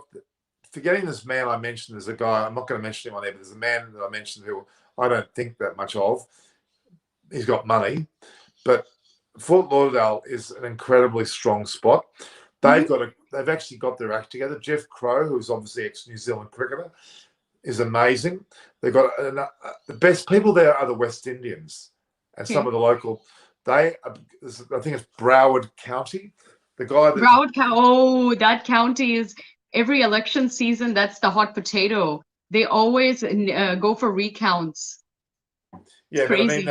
But at Broward County, in terms of what they've done for cricket, they've built an absolute full-on incredible cricket centre there. Wow. It has everything. It is world-class. It's an international standard ground for cricket. Cricket only. It's a cricket ground. I think it's great. So, I mean, that's an example. So there aren't too many cricket grounds that are dedicated to cricket in America. Anyway, that's probably where you should start. But be wary of individuals with money, because that's not what this is about. No. And also, some of these people don't actually have the money. They say that they do. That's working and living in Hollywood. Everyone says that he's the next big thing, and he has this project, and I'm a producer, blah blah blah. And then you look the guy up, or you do a little digging, and there's absolutely nothing there. This is like classic Hollywood. I'm so used to it. I mean, it takes someone like yourself, and without bragging, someone like myself who just has no bias at all. I wouldn't do it for the money. I would do it so it's set up. That's what needs to happen there. And I think that, and I'm sure if it's done right, it'll be good. And I don't know enough about the incorporations of these organisations, because this one particular guy's got something that's complete smoke and mirrors. Wow. And it's disgusting. And I tried to get involved, not to be involved because I want to get involved. I wanted to find out more about it, and he blocked me. And I wondered, why would you be so obstructive? Because I'm going to help. And I realised that he was doing something not right. And it's a lot about grandstanding and all that. And Yeah, I mean, that's typical. That's the ego part I was telling you, especially when you deal with this level. I mean, they're kind of, they have one foot in the door, so they think that they know more than you, or that they sort of are have made more inroads, and they the sort of problem is you've say, got a hey, I know more Pakistani than group, you. you've got a Pakistani group, an Indian group, you've got all sorts of subgroups. It's going to have to not be that. It's going to have to be something Yeah, you very. can't do that. Well, you look. In all fairness, let's give them some credit. They've actually created tournaments all over America, which have created a swelling of players. It is a good thing because Indians get together in New York or wherever. They've got nothing to do. They Yes. love their cricket. They set up an association. It happens in Australia. I'm fully aware of. I'm very lucky because I'm very close to the Bangladesh, Sri Lankan, Indian groups that exist here in Sydney, and they respect me and they get me to talk at all of them, which gives me a lot of credibility because Yeah. I love every nationality. You're not taking sides and you're being fair to everyone. I That's want to important promote too. all of them. Yeah. I'm particularly close to them here, and it can work if someone comes in independently. And you've got an Indian background, that's going to have to be irrelevant. It's going to be irrelevant in America. No, but it's at the same time, it's also a huge plus because I know the game very well. No, I don't mean that. I'm talking about in terms of the association makeup being. Yeah. Does that mean? I don't mean you as an individual. I'm talking about. Yeah, it's more than just you being of Indian background. It's about America now. So yeah, look. Honestly, it's a monumental thing to do, but why not at least find out the structure or what little structure there is. Find out where the players are. This guy's got 50 teams in this country. This guy's got 400 teams there. They need to be, and in the end, they must be somewhat playing against each other, but there can be some sort of way of harnessing that. That'd be fantastic. Yeah, there's so many sort of angles to this, and I think the important thing is to know who is doing what, who exactly is Cricket America, or what are the different entities that claim are Cricket America, and for me to know the usual suspects, these characters. I reckon I've found about 20. That's scary. They have Cricket America, Cricket USA, Cricket. Yeah. Every word you can imagine. Cricket states. There's all these terms have the word cricket, but then they have the USA somehow, northern region, southern region. Yep. Yeah. There's another guy called Ranjit Pateju. He was an Olympic runner for Sri Lanka, and he's really well connected in American politics and American cricket, being Sri Lankan. He's someone I trust 100%. He introduced me to a lot of people in Florida, and it was just by him, and he was enormously. I would get a hold of him. I'd have a connect us, yeah, and I'd love to have a chat guy, and see what's and going he just on. knows everybody, and he's quite, A nice level-headed, person. independent, and a tremendous guy, and he's cricket mad like I am. The only thing is, that's nothing about it. Nothing about it. Okay. What's this? What's the use of USA having a cricket team when they aren't a cricketing nation? For cricket to flourish, it needs support from people. Will US people ever be cricket like rugby? I'm afraid they are. Yeah, and also there are many other nations that aren't cricketing nations where cricket is huge. You don't need 350 million people supporting this game. You want enough slice, enough numbers, and trust me, for this kind of population and the number of the diaspora here, you have the number that you need. And how could America not be a cricketing nation when they've got 10 to 15% of the population that supports cricket?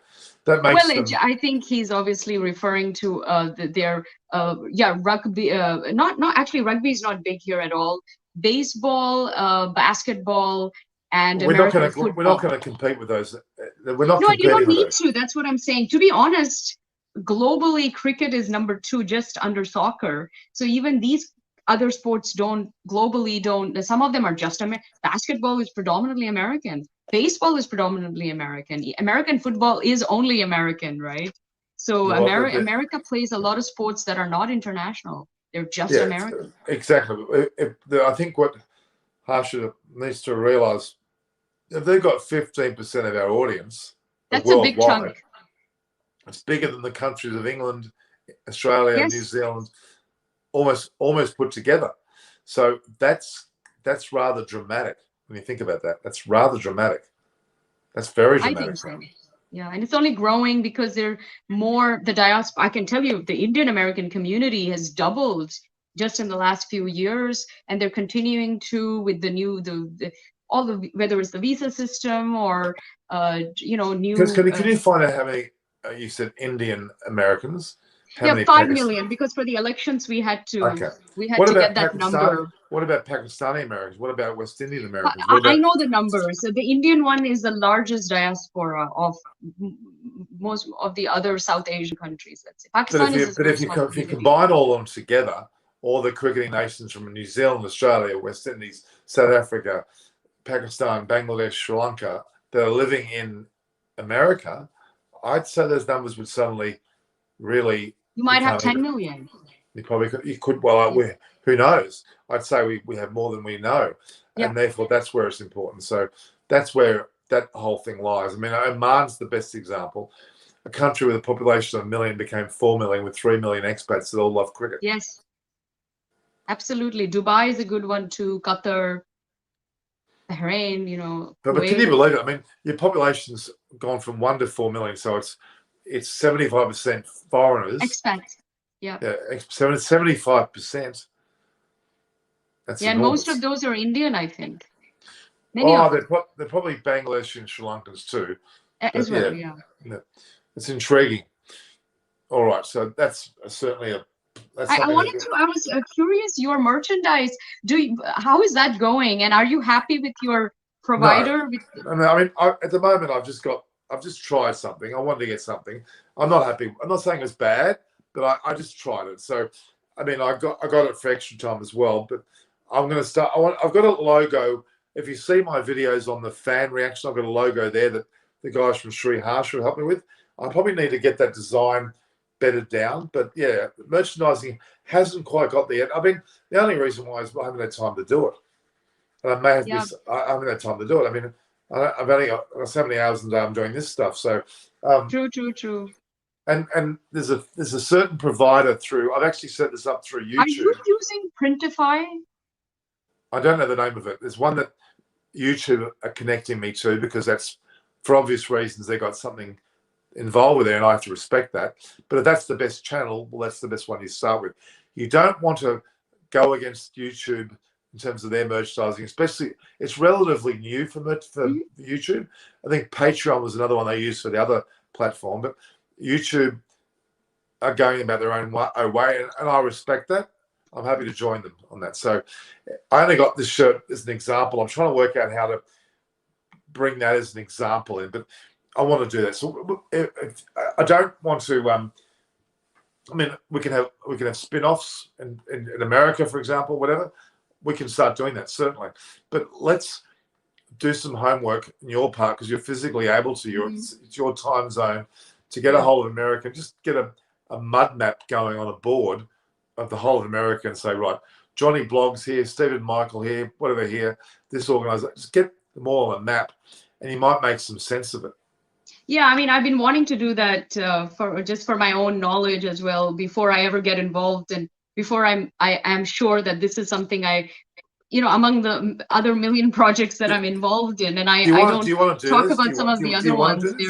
They're, Do you want to it's do this? kind of there's some very, very exciting stuff happening in my life, some big projects, but obviously I'm so immersed in this, and I'm in a unique position where I'm, involved, I'm knowledgeable, I happen to be Indian, I happen to be living in LA, and all But of these is this something things. you want to find out? Do you want to spend time? I don't think it will take that No, I long. need to find out for myself anyway, so it's good for me to know, because I think sometimes some people will pitch you ideas and again, Hollywood is this is so common. People will pitch you an idea and you think, oh my God, it's fabulous, and then when you start looking at the details, you're like, this is not even going to happen. Too expensive, it's too difficult, logistically it's not going to happen. So people in the industry are very skeptical when someone comes to us with a project or a script. So we are forced to become a good filter, to do research, to see the viability of the project. So I must put that cap on and look at these projects from that perspective as well. And also, what does that tree look like right now? Is there anybody holding the power? Are they just disjointed entities? Are they getting along? Have they all given up? Because it's very quiet. I don't hear anything. Yeah. Ismuk's asked, where are the Lithuanian cricketers who are retired and are living in America? Well, Yeah, it's that's a actually good not. point. I don't know how many. I don't think there are many Not many Indian. Indian. Yeah. No, but a truckload of West Indian. Yeah. Some New Zealanders like Lance Gibbs is in Florida. Chanderpaul's there. I think Brian Lara has a residence there too. Is there anyone in California? There has to be. Well, they're strange. I mean, the West Indians are in Florida for good reason because it's so close Closer. to. Why would you go any further? There's no need to. Lance Gibbs is in Florida. I met him there. Gordon Greenwich is there. I think there's a whole heap in the West. A whole Chanderpaul, Jeff Crow. There's a few other Sri Lankan guys that are in there. There's a fair few in Florida. Is a dead set stronghold, and really Florida. I think we're trying to get involved with the West Indies to get a lot of their domestic games in Florida and international matches in Florida, which it tells you that Florida is probably where you should start to look. Yes, that's the hot spot. I think so. I've spoken to some people and they keep telling me about Florida, and I'm getting all kinds of ideas as well of what might work. I told you 10 years ago, I did exactly what you're talking about now. I got a map going of the entire country, and I know with great detail that it's New York. You're saying Washington D.C. I didn't know much about that. New York, Washington D.C., Florida, Texas, California. That's it. Then a lot of other offshoots, but that's your predominant places, and that's huge to start with, to be honest. So, and I know that there are certain rogue people, and I'm going to be honest with you, they are. Yeah, I can tell. They've got money. They've got money. They'll put on tournaments and do a great job, but it's for their own self-interest, and that's not where it should be heading. And the worst situation is when you get some of these entities who want to sabotage projects because they're not involved. Absolutely. That happens all the time too, and it's very competitive, and I fear that might happen here with this Cricket America situation. It may be an impossible task. I'm not saying it's impossible, but I don't think a tournament is impossible at all. It's been done before. I think it's a long time coming. It's worth a go. Yeah. I think it's worth it. You could do a lot of. We could talk about it on the show and I think it's interesting for sure. And again, because I'm very much involved in media, politics, and entertainment, this sort of does fall under that umbrella of interesting. There is a total overlap here. I think that's the beauty of America. There's an overlap between all of these things, and they're not just compartmentalized like they might be in other places. Absolutely. I get about a second wind about this stage. I get really into it now. I'm sort of conversational. Yeah. I think maybe it's also the topics that we speak about. One thing, by the way, we didn't when just going back to the game again. The big elephant in the room. After 200 matches, and at this age, Dhoni is still the best T20 tactician master of the game. Yep, there's no doubt about that. It's funny, Dinesh Karthik has also reached 200 as well, and he's by no means Dhoni, but he has certainly played a role in the development of IPL. And they're saying he didn't bat that well the other day with whatever, but I mean the guy's played 200 matches. Yeah. How much money are these guys? Oh my God. No, there's no substitution for class, and I think Dhoni is really in a league of his own. I always say he's in a club by himself. I think when you look at what's unique about him, I should make it. This is good. I think this is what his books is talking about. Corey Anderson, New Zealand, Sri Lanka, and West Indies are embracing American cricket, meaning that a lot of the ex-players from those three countries are in Florida. Well, Jeff Crow is Jeff Crow was someone I would actually. Do you know him? Can you connect me to him? I'll try to. Jeff Crow is the brother of Martin Crow, who passed away. Jeff Crow played for New Zealand. He's also been involved in the ICC. It would be good. He would be one. Another guy that's probably equally as important is Richie Richardson, because he loves America.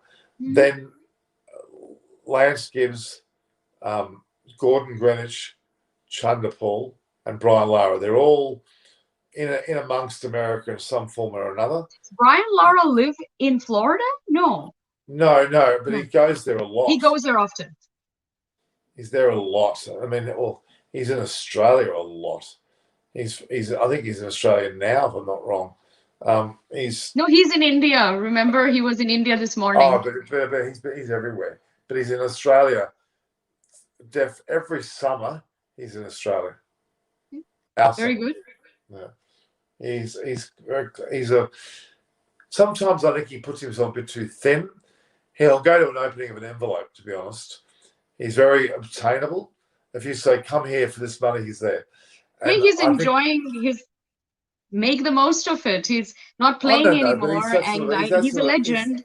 I think he wants to make the most of his legendary status. Like someone like Sachin doesn't do that because he probably gets invited to a billion things, and he doesn't want any of that. Seems like more of a recluse kind of person anyway. You pay Tendulkar $250,000 to come for a week or two to New Zealand. He'll go to an opening of an envelope. I'll tell you right now. So yeah, I think his tag is around the $250,000 mark. He'll go somewhere, and that's fair enough because he deserves it. Yeah. Why, if you're a billionaire, which he is, why would you even bother? True. But I mean, sometimes they do these things for free just to support a great cause, which is fantastic. That should always, Well, if Bora Majunda said in 1 hour's time, come and do something with me, he would. Bora's got that clout. He's a great man. Anyway, I think that's a great point. So let's consider that.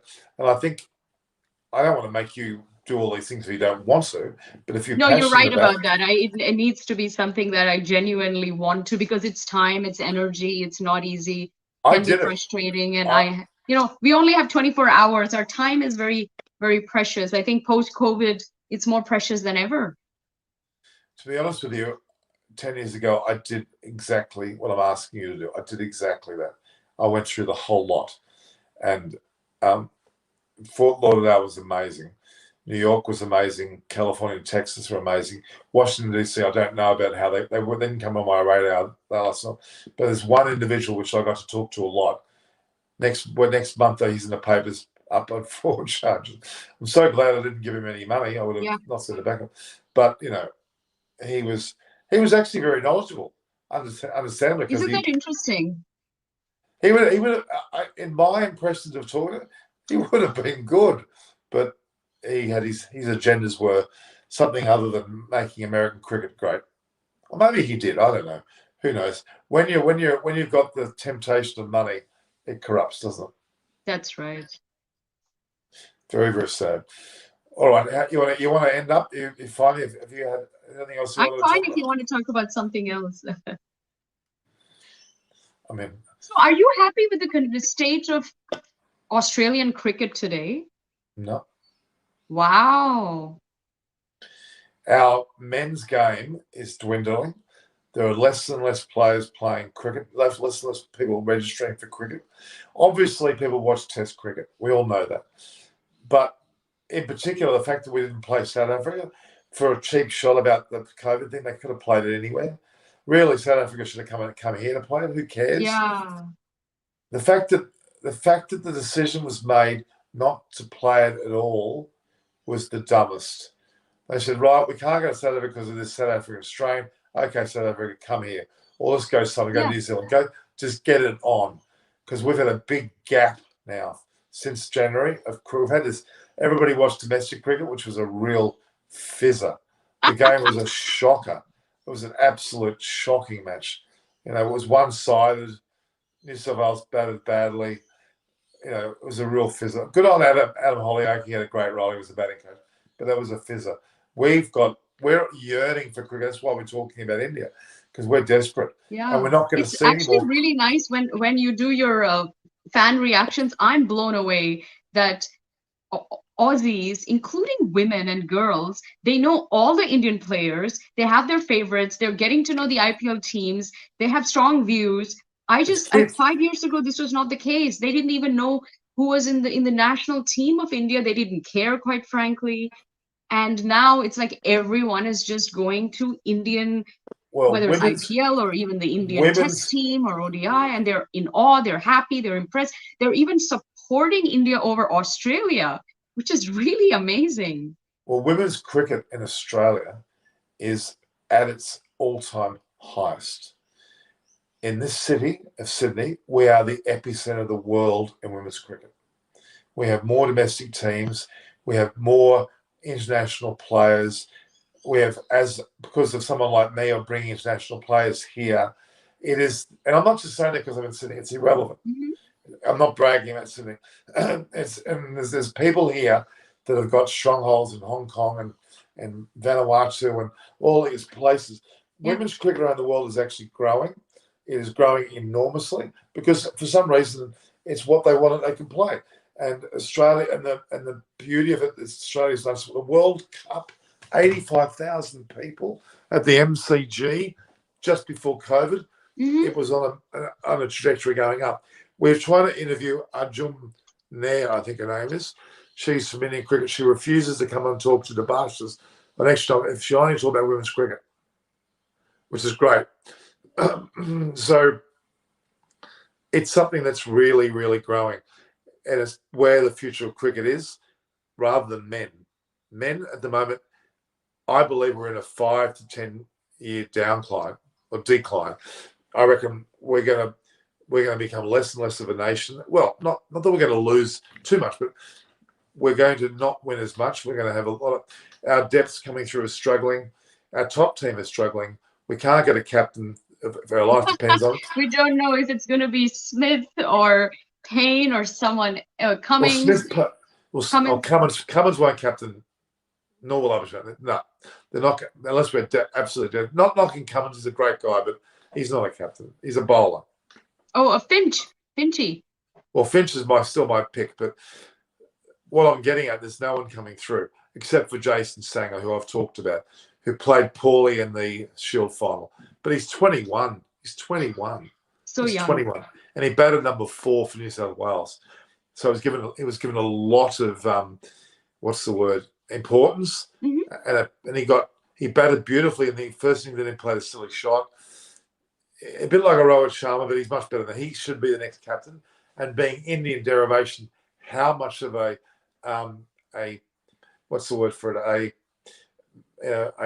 marketing That's extravaganza. amazing. I didn't know that. Wow.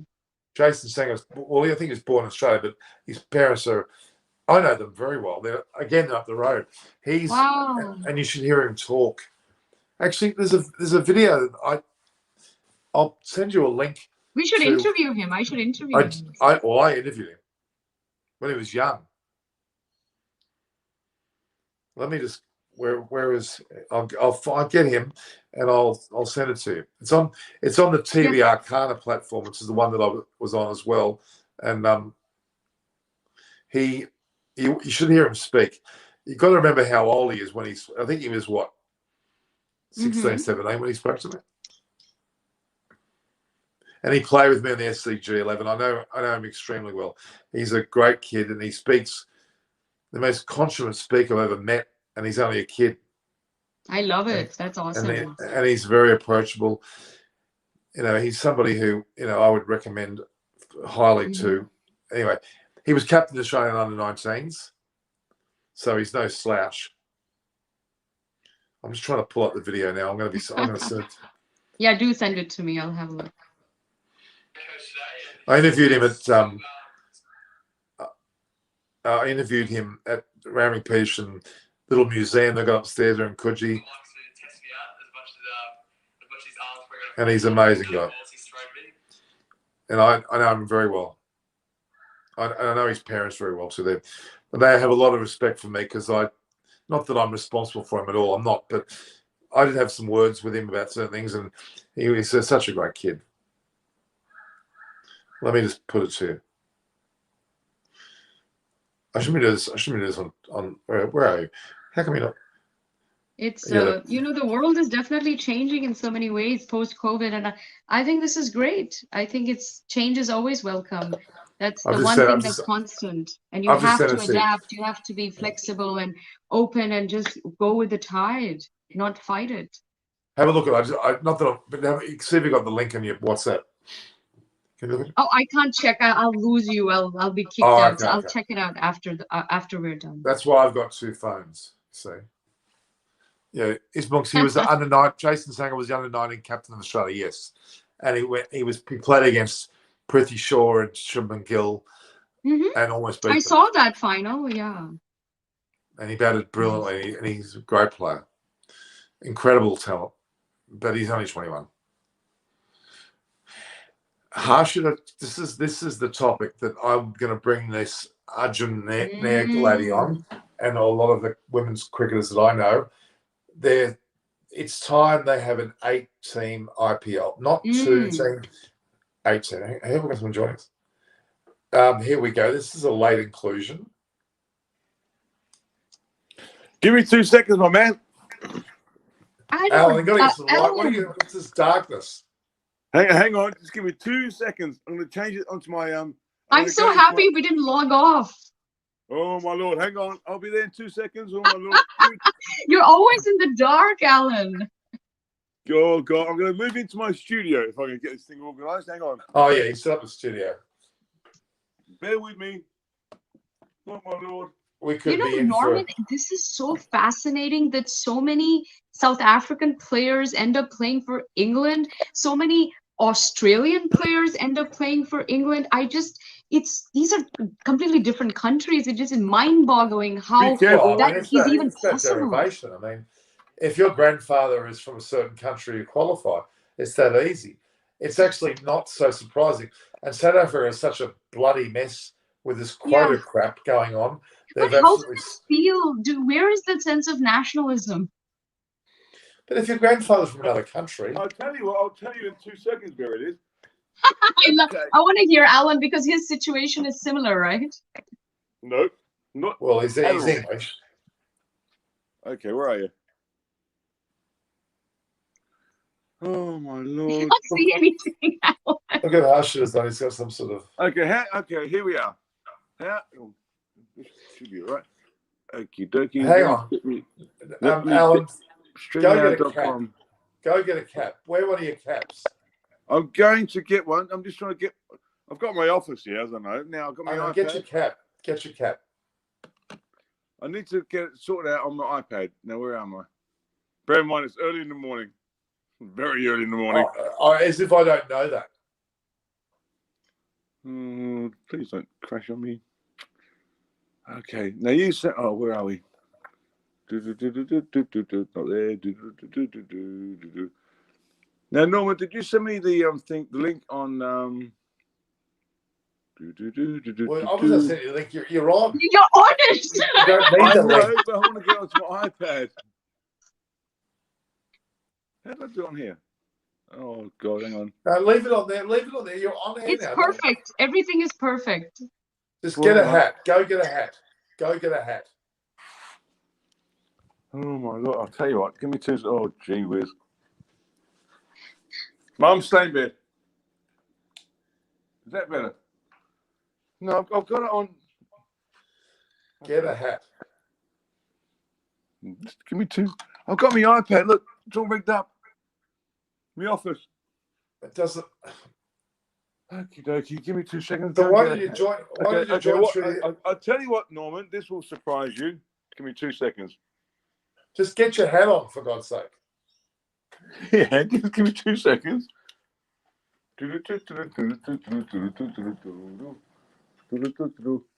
those viewers who don't know who Allan is, it's not Mull Allan. It's Allan Mullally, who was the opening bowler for England back in the 90s.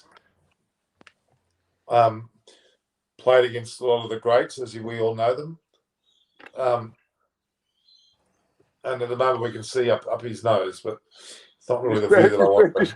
Just bear with me. Oh, dearie me. You could have just left the camera back where you were and you could have walked over and got the hat. Oh, bugger it. Okay, I'm going to put this hat on. Okay, yay. Okay, We have a here we cap are. now. Right, just bear with me. Alan, you're only 2 hours late. That's all. Oh, excuse me. It's called. Oh, How's that look one? at the cap. Well, that's better. Is Now, that what cup's that one? is That's that one I played for WA? Western Australia. He won the Sheffield Shield of WA. How they just won the Sheffield Shield now, Queensland did with Adam. Yeah, that's pretty damn good. Oh, should I put the England one on? Or that one? I'm not sure. Just leave the yellow. So is Cameron Green a popular player? Is he going to be a future Australian captain? He's in your state, Cameron Green. Have you met him, Alan? No, I haven't. And you know what? He played for he's the all-rounder, the tall lad. Yeah. He's got a huge future. He played for the same club I played for, Willetton. Where? Willetton. Willetton. It's south of the river. Okay. All right. Will he be a future Australian captain? How about maybe get a wicket? Be handy. Well, that's actually true. That's a bit hard. Good point. That's true. He hasn't got a wicket yet. Helps a little bit, yeah. Well, I mean, look at the moment. Yeah, I would argue that he could be captain material. Yes, he could be, but not yet. Not yet. He has to establish himself in the team to get that position. I tell you, I am for all of the viewers watching and typing in. I'm going to rib you big time. You're looking at Cameron Green to be the captain. We've got the Ashes coming up. You've got no. But hang on. We may have Jimmy Anderson on his last legs.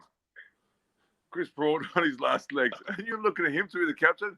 Man, you're struggling. No, I agree. But the reality is that Cameron Green's not ready yet. I've tried to watch the T20. It's just, I tell you what, I'm going to say two things. One, I'm going to say one thing. How on earth they go out there, the guys, day in, day out, without a crowd, without the atmosphere, for the past, 8-9 months? I think it's absolutely fantastic. Yeah. I really do. Oh, I really do. I have to get rid of the sun. I've got sun coming straight in my face. That's because it's daytime. And you've been up all night. Have you phoned Steve Waugh? How could I have? I wasn't going to wake up in the middle of the morning. I'll do it today. Wow. Well, what do you mean, wow? I'm going to put my glasses on, so I'm getting old. Hello. Leave your hat on. Because your hair's as messy as my hair, so we're not going to. I just got out of bed. I just thought, I wonder if you're. Well, that's not my fault, is it? I need to. Actually, see, my iPad's got it all rigged up. It doesn't matter. You just sit still. That's fine. Office. He's got an office full of all his cricket memorabilia. And that's some great cricket memorabilia there, I tell you. Oh, there's loads more. Oh, my Lord. Okay. Okay, so T20, get me up to speed. Well, we've probably gone beyond the conversation at this point about the game, which was so we can talk about other stuff instead. No, hang on. So CSK, we talk about Chennai Super Kings versus Rajasthan Royals. Rajasthan Royals were pretty ordinary. And the reality is that Chennai Super Kings are putting themselves back in the fourth spot, and they look like they maybe will make the playoffs at this early stage. But we were talking about cricket in America, Alan. Yeah, and Florida. I could live there tomorrow. Yeah, I love that place. And Canada, I've got a story for you. If that's okay. Hang on. Before you get to your story. When I went to Vancouver, oh my Lord. Okay. We're not talking about Vancouver. We're talking about American cricket. Preeti, this conversation could You're so anywhere. funny, Alan. Pardon? Listen, we're talking about cricket. Would you look at the screen? What are you looking at? My iPad. I'm trying to get my office rigged up so I can jump on there. Look at the screen. Hello. Yeah, that's it. I'm here. Right. Okay. So the reality is we're talking about cricket in America Look at me. and Florida. So Jeff Crow. You should know Jeff Crow. Jeff Crow is Martin Crow's brother.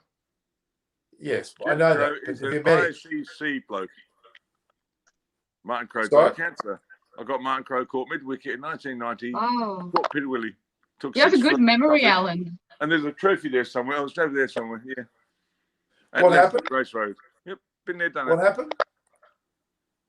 You see, there's things you don't know. He got About him my career. out. You don't take 1,300 wickets around for the Brian Lara big final. Thank you very much. Yep. No, but hang on. You got Jeff Crow. So you played cricket against No, Jeff and I Martin played Crow. against New Zealand. Oh, it's over there. It's over there. The other. No, stay. Just talk us through. Okay, so Leicester were playing New Zealand in a tour game, 1-day game.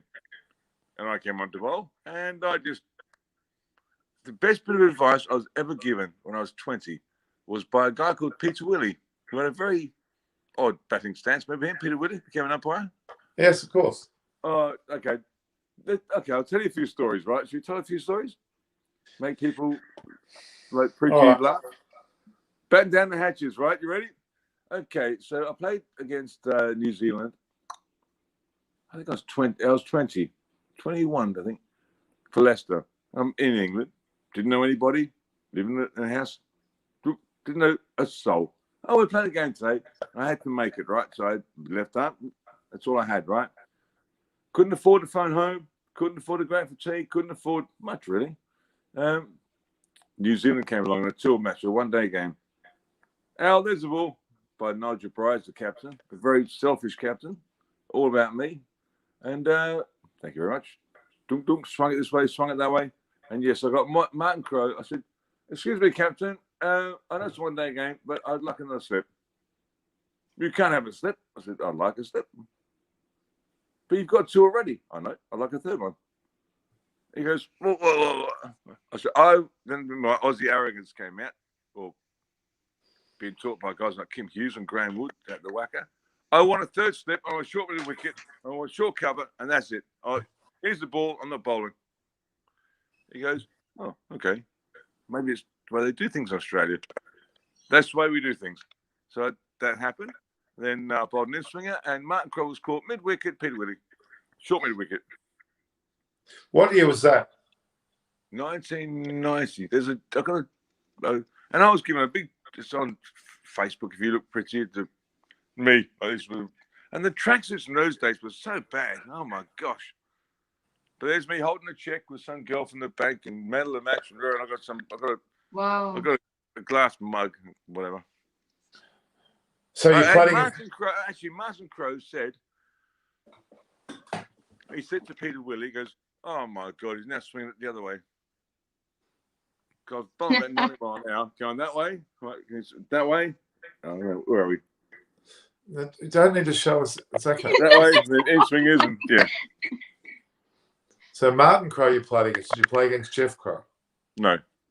I met him, but didn't play against him. He's a top bloke. They were both incredible guys. Pity we haven't got Martin Crow already. Yeah, the great players that I love bowling against, they just have so much time. Mm-hmm. Inzamam al-Haq. Oh my Lord. I got in court at the Oval. I had 2 men. I don't know what he was thinking. I had 2 men on the hook. I had fine leg and deep backward square. And I bounced him. He could have had a cup of tea. He could have made a whole Indian dish, had a cigar, and then played the shot. He had so much time. I bounced him. I'll never forget. I'm like, it's about 88, 90 miles an hour. I'm like, he just got, I'm like, you're taking the mickey out of me. Mm. He got caught 6 on the boundary. No, he got caught. I got him caught on the boundary. I'm thinking, you could hit that ball anywhere you wanted. Now, Pritchie, I've got a question for you, right? Yeah. First of all, hang on. Can you get in front of the screen? I'm going to be strict here. We want to see your face. I'm on my phone. Okay, that's all right. But just look at the screen. Hang on, can you see that? Stop looking at it. I don't want to look at it. That's better. Leave it there. That's it. Perfect. Okay, who hit the first 6 in T20? The first T20 game ever. I want to say Dhoni, but is that Chris Gayle or Dhoni? The first T20 game was domestic in England. Oh. It was Hampshire against Sussex. And a certain person got out the first ball duck. You? Yeah. You were the bowler. It was so, but I sent it to you, Norman, on Messenger. I don't want to talk about it now here. Just tell us the story. Okay, Wazir Makram hit the first 6 in T20 when he played for Hampshire. Oh. Yeah. He also dropped a catch on the boundary. No, I know that, but I was wanting you to tell us viewers and tell Pretty. You know what? Hang on, guys. I've got a bit of a what's the word? Breaking news. At this very moment, Mervyn Richards has got his show, the Parish League, happening at the same time. So cute. He sent me the link. I rooted with Merv Hughes. He's a good man. Yeah. Not Hughes. Mervyn Richards. Merv Richardson. Who's Richards? Merv Richards. Viv Richards' brother. Mervyn. And they say he was more talented. That's exactly right. That's exactly right. Wow. That is exactly right. And also, here's one for you about cricket knowledge and things you hear and things I know. I played for Lashings with Collis King from Antigua. Yeah. And they say that he had more talent than Viv. Collis King. He was a great player, though. He was a very good all-rounder. He had a 3-pound, 2-ounce bat when I played with him, and oh my lord! But he also used to have a 6-pack before a one-day game. That's why he didn't quite become Viv. Yeah, Collis King was a great player. I remember him. Yeah. All right. So I'm going to ask a question for Pritchie. Okay. Then you can ask me, and I was heartbroken. And I was. What was the first game you went to? Oh, okay. I'm going to change caps here. My hair's messed. Doesn't matter. I don't remember the year, but it was India and Australia at the SCG. And is that better? The one? Yeah. Yeah, I love the SCG. You haven't got one of How old were you? I'm not going to give the age away, but I actually don't remember the year. It was quite a few years ago. Yeah, but okay. But it was a great game, though. You know something? My first experience, I was so excited because my hero, believe it or not, was Viv Richards, Sir Viv, who became a great friend of mine. He's a good friend of mine. Had his posters on the wall with Bob Marley, the whole lot. I said, Mum, we've got to go to the Wacker. We've got to go to the Wacker. I was about 12. Why? Because Viv's playing. Not the West Indies or Australia. Viv's playing. So we got there. I think it was Gloucester Park. Long, long time ago. So I had my flag and I waved my flag. Oh, my Lord. Viv, we sat down like, Viv's come out the bat. Number 3. King Viv. He got ran out for a duck without facing a ball by Larry Gomes. Larry Gomes made 100. Michael Holding made a half century. I said, Mum, that's it. Viv's out. We're going home. He goes, you can't go home. I paid all this money for you to watch this game. No, Viv's out. I'm going home. That's it. So, you serious? Yeah. Viv's my out. Viv's out. My first game was in the 6th. I was very young, and I watched Doug Walters play. And I also watched him the next day at the Village Green, which is the University of New South Wales ground. And I was a very young kid, 7 or something. And he asked me, son, would you like to do the scoreboard? And Doug Walters, who I know now is a great friend, got me to do the scoreboard. Very special. Amazing. And he was smoking, he was playing cards, having a beer, playing a game for his side. It was amazing. I was really in awe of him because he went out and batted really well. And I know him now personally very well. So I'm very privileged. Very, very privileged. So he's 74 now. So he would have been 25, 26 when I met him. Wow. And so at his peak. I met Doug. He's a nice bloke. Me and He's Jack. an amazing guy. I tell you, he's a nice guy, Tony Gregg. God bless him. And you know what? Commentary is not the same without Tony and Richie and Bill. Agreed. Well, Turn Bill's up, still Bill. there. Bill's still there. How old's Bill now? He's kind of pops in from 80, I'm close. I'd be 80, definitely. Have a look at this. Read that. Oh, How not? Yeah. The one-day games. When I was nice. dropped from the England team, I was ranked number 2 in the world. Go figure that one out. It's quite amazing. Which I think Amazing. is quite funny. Now, I'm just going to let you know, Alan, with all due respect, we've been on air for 2 hours and 10 minutes. Okay. Next We've time, already come been- on time. I've got my office sorted out. I'm good to go. Between the iPad and watching a movie and Yeah, but we've been on air for I'm 2 hours back and in the 10 gym minutes. and I can hardly move, to be fair. How am I at 5 o'clock? I've got no idea. Here's one for you, Norman. And hundreds. You ever done hundreds? Mm-hmm. Have I what? Ever done hundreds in the gym? 100 what? Push-ups? Reps. Crunches? Okay, so I went into the gym yesterday with the old Smith machine, like leg squats, yeah? I'm getting ready for when we go to India, Norman. So I go in there on the Smith machine and you do 100 squats where you just don't stop. Basically, you trash your legs. So I got to about 20. Was that with barbells or just simply against that machine? No, it's like it's a barbell Smith machine. So I got to about 28. I got, oh my God. Have a wander around, legs like jelly. Then I got to about 52, then I get to 65, and basically you work your way to 100, then you call your way out of the gym. You'll be sore for a my few game days. plan. What are you doing that for? How old are you now? How old are you now? 62. 62. Jesus. You look good for 62. I'm Put your hat 51, back you on. idiot. Put your bloody hat in. When you take your bloody hat off, you look 70s. Put your hat back on. I'm going to, you know what? Here's one for you, Prissy. Obviously, you heard of Bob Alan, Marley, right? For the sake of our Bob viewers, Marley is my hero. I've got my hat on for a reason.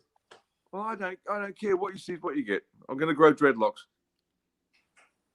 Okay, what's the question? I didn't hear you. When I was 16, I said to my dad, I'm a big Bob Marley fan, right? I love his music, politics, whatever, right? I said, Dad, Mum, I'm going to grow dreadlocks. You're not. I am. You're not. They're like, their answer for me not to grow dreadlocks, right, was, well, Al, if you play cricket for England, you won't see where you're going. That's funny. So bear in mind, it is very early here. I could have a shout. I didn't even plan to give you a call. I just thought, I'll have a look. So what's something you want tonight, Norman? So I'm tonight. I'm trying to recover from this morning. It's been so. Alan, are you watching the IPL games? Well, what are your thoughts so far? I am. I've got them all on record. Nice. I've been watching how good were CSK today, and how amazing is Dhoni? Yeah, Dhoni. You know what? I would love to bowl to him. He's my favorite player in the world. I'm just the biggest fan. I think he's an institution. He's a legend. He's a treasure for India. Well, if you speak kindly to Norman, Norman's got Sachin Tendulkar's phone number, which I gave him, and Saurav Ganguly's phone number, and Wes Makram's phone number. And guess what I spoke to? By Norman, and Prit, you can breaking news. Pretty Upala. Norman has Steve Waugh's phone number, and I spoke to Steve Waugh, and he's going to jump on board with what we're doing. He told me that. Yes. Who Norman did? I did. Brilliant. So give him a call. Not now, probably about. Yeah, it's 7 o'clock in the morning. I'm sure he'll be asleep. He normally goes about 7 o'clock, about 8 o'clock, 9. So maybe give him a call about 2 o'clock in the afternoon. And also, I did back it up by texting him saying you're going to call him with what we're doing. Wow. Yeah. Okay. There's something that has transpired. Norman goes, I've tried to do it and get in touch, but his agent goes, yeah, I'll get back to you. And I'm like, well, that's fantastic news. Yeah. Yeah, look, Who's the Patriots? it's all about, let's It's all about. ask. It's all And about who you Himanshu know, not what Bauza, you know. he's online. He talks to me a lot as well. Who is the best captain according to you? Clark, Bailey, C. Smith, or Tim? Mm. I actually think George Bailey. I think George Oh. Bailey's the best captain. I tell you what, I would love for these guys, Norman, to ask me who was the best captain I ever played under. Well, then answer it. You've just asked you. Who was the best captain you ever played under? They're asking from an Australian point of view. I'm English with a messy hairdo. The best captain? Okay, I'll tell you. James Whittaker, Nigel Bryars, Nasser Hussain, Michael Lafferty. Don't say Michael Vaughan. I did play under Michael Vaughan. Shane Warne, Robin Smith. Who do you think out of those names? Well, Shane Warne is Aussie. Yes, yeah, but he played So for you Hampshire. played for both England and Australia? No. He played for Hampshire. Okay, got it. Yeah. So when I played for England, I had Atherton.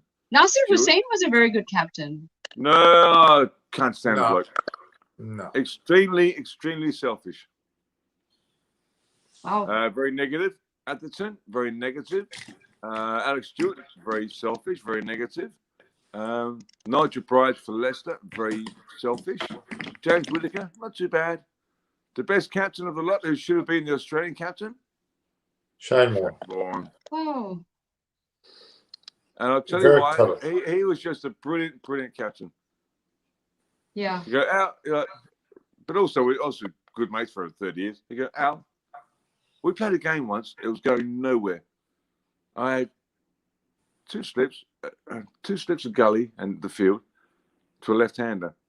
He comes wandering down, goes, Al, going to change field. I said, okay, what are you going to do? He goes, I'm going to do something crazy. I'm like, okay, whatever you want. So I turned around, into my mark. I've gone from having 3 slips and a gully, and obviously square leg, fine leg, and the rest of the field, to 1 slip. Shane Warne, actually, no, Shane Warne, 1.5 slip, right? I had no gully, I had no second slip, no third slip. They've all moved to 3 short covers to the left-hander, basically in each other's pocket. I'm going, oh, well, got nothing to lose. And I'm thinking, what are you doing, Shane? What are you doing? He goes, just give it a go. Next thing you know, this guy's nicked it, straight to Shane Warne, dunk out. Thank you. They turned the game around and we won it. So he was a very imaginative captain. And he's also a very, very good lad. We don't have enough bowlers being captains, right? We see the wicket keepers or the batsmen. Yeah, but Shane Warne's not really. You know why? You know why? Why? Because we're very focused when we're bowling or what we're doing. Then we go down the fine leg, and yes. we're very focused on being very sociable with the crowd. Wicket keepers do make good captains because they have to be on the field anyways. They make very good vice captains. A lot of wicket keepers are also very hyperactive. You have to multitask as well. I mean, to be really honest with you, the best captains are not keepers; they're the best vice captain. The reason why they see the lay of the land and the positioning of the field. But to captain is Healy. Yep. Vice captains like Rod Marsh and Ian Healy were some of the best vice captains. Alex Stewart captained, but I think he wasn't keeping at that stage, was he, Alan? I think he was not keeping as much. He was a tricky fellow. He was very, very smart where if he wasn't making runs, if he was making runs, you would not see his keeping gloves come out of his bag. If he wasn't making runs, he'd be right next to Jack Russell with his keeping gloves practicing. Just to remind the selectors, I can keep as well, you know. It was very. It wasn't his dad. His dad was a chairman of selectors, wasn't he, at one stage? Mickey Stewart, yeah. So can you imagine your dad's the chairman of selectors and you get picked for England? It's a bit sus. Funny. English cricket in those days was so mismanaged. Like you've got James Anderson and Chris Broad, brilliant. I'm sorry, but they could not tie the shoelaces of Andrew Caddick and Darren Gough. But the difference is, I can tell you right now. But the difference is where James Anderson or Chris Broad, in between test matches, and go and play golf, we had to bowl 30, 40, 50 overs for our county. I'll tell you a story. In 1996, we played Pakistan. Oh, the first test match was Edgbaston? No, somewhere. I think it was the Oval. It was somewhere. And then you have the week before the next test match, right? So you got Wazem and Waka. They went to Spain, excuse me, to play golf. I played for Leicester against Northamptonshire and had to bowl 50 overs on an absolute road, which became a draw. Goffey had to play for Yorkshire, 40 overs. So we got then to Headingley, excuse me, and I had to go off a short run because I was knackered. And I was very, very fit. I trained with the SAS here in Perth, right? That's the difference. Can you imagine that? You have to go for a short run in a test match because you're just drained. Because you have to bowl Wow. 50 So they were overs. overworked. That's good use of your bowling, wasn't it? Whereas these days, go jump on a surfboard down in Cornwall. Oh, we'll see you for the next test match. It's a different world. That's my point. Goffey was 92 mile an hour, swung it both ways, reverse swung it, the whole shebang. Andrew Caddick, 6'6", brilliant bowler. Me, I was clocked at 94 miles an hour. There's something on YouTube somewhere of a one-day game against Australia. Where I knocked Damian Martin's middle pole out the ground and he didn't even move. He goes out. That was just too quick and too good. And that was about 94, 95 mile an hour, which is quite sharp. Now imagine doing that for your country without having to be drained from playing for your county. Interesting. Things are a bit different these days, and thank God for that. The Yeah, fielding, it seems to be in better hands. The ECB is, I think, doing a much better job now. But I remember when the whole Kevin Peterson saga happened, that was their lowest, right? It was like a toxic environment, and the ECB got involved when it was very political. They were teammates against teammates. He played for Hampshire, and a very nice player. Strange chap. He used to change on the left to me. I think it's changed, yeah. And Shane Warne used to change on the right to me. And he played his first game for Hampshire. He got 60 odd. He came in, and me and Shane was sitting there talking about the game, tightening the studs of my cricket boots, etc. Just gas bagging about cricket. He comes in, sits down next to me on the left. He goes, "Hey, Spider," my nickname. I said, "Yeah." He goes, "I'm pretty good, aren't I?" Before he even played for England, right? He was one of my bunnies, right? Like Adam Gilchrist. I'm like, "Pardon?" I looked at Shane. Shane looked at me like oddly. He goes, "I'm pretty good, aren't I?" I said, "Good at what?" "Oh, I'm pretty good at cricket and batting." I'm thinking, who is this bloke? He's got 60. I get a sense he was just looking for validation that he didn't get from his captain. But he didn't get it from me because I turned around and said, I said, "Well, I looked at Warnie. I looked at him. What?" I said, "Well, I'm kind of like playing against these guys like Sir Vivian Richards, Sachin Tendulkar, Brian Lara, Steve Warmark, Adam Gilchrist, Jack Callis, Hudson Cronje, Kirsten, Gordon Greenwich." I reeled off all these names. I said, "You're not quite there, son, are you? You're not quite there yet, son, are you?" He goes, I said, "Pull your head in, you idiot. You made 60 in a domestic game. Pull your head in." And from that day on, we never got on because his ego was through the roof even then. Strange chap. All right. Norman, you look knackered. You need to go and have a few hours sleep. I've been online I've actually been online, for about 4 or 5 hours tonight. Well, how because I did 2 other programs and this program. So it's now 7:18. You've got 8:18, 9:18, 10:18. I'll give you 6 hours, then phone Steve Waugh. And we'll have him on here. I need a coffee. See, Prisha, I think Norman's a bit shy because we're going to make this thing big where they all log into YouTube. Blah, Did blah, you say blah. I'm shy? Yes. Why haven't you phoned Steve Waugh? Because it's 7 o'clock in the bloody morning.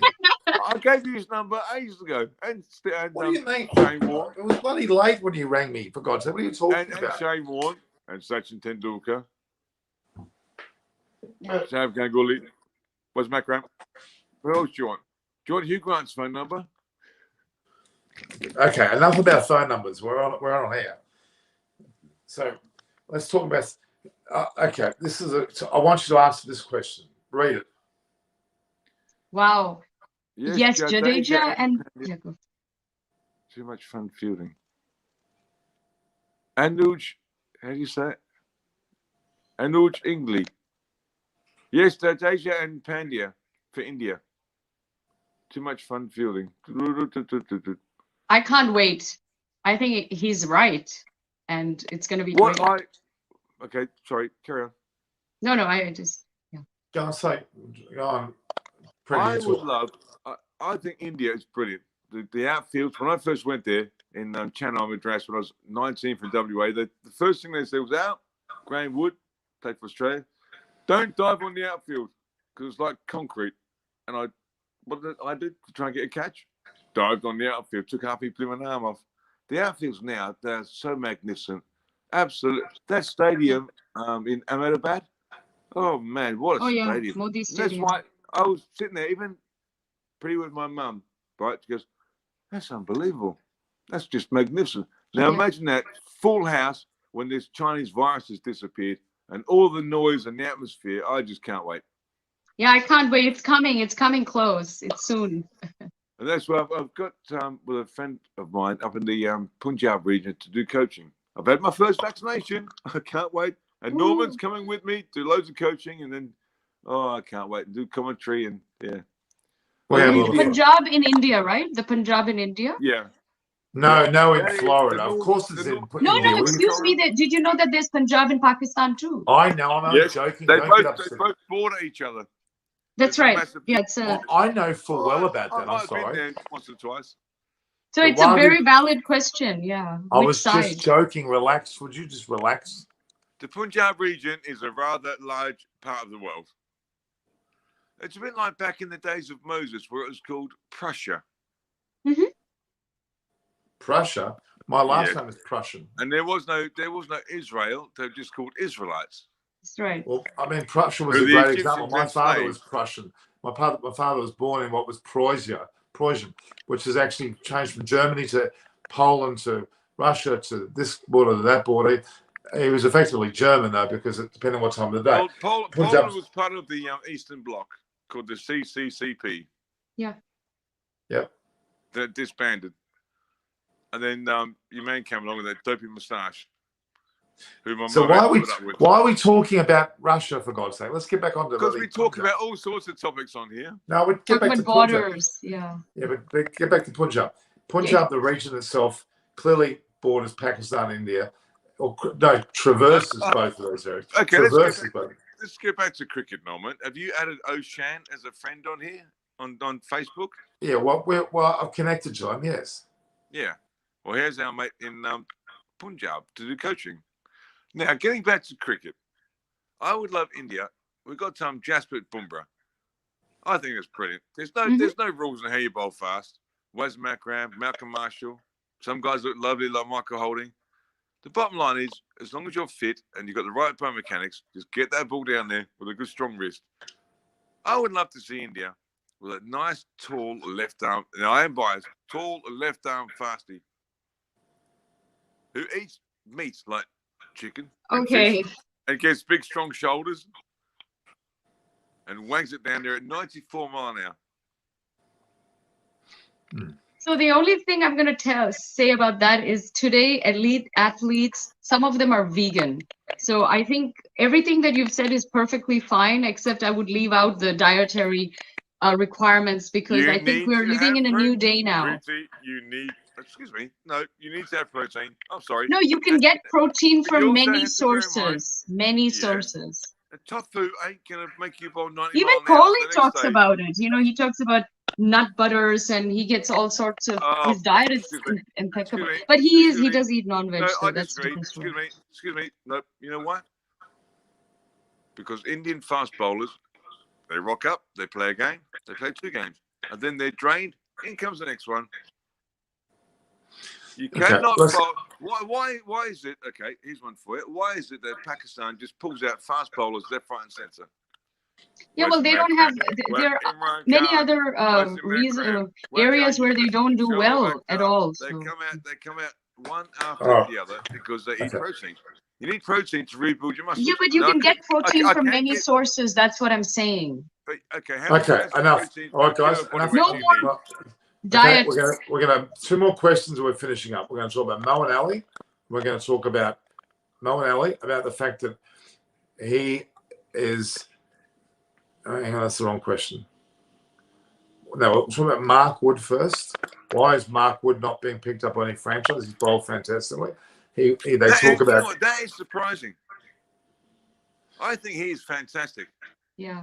Well, He's better than Tom Curran. And Meredith and Richardson. Yes.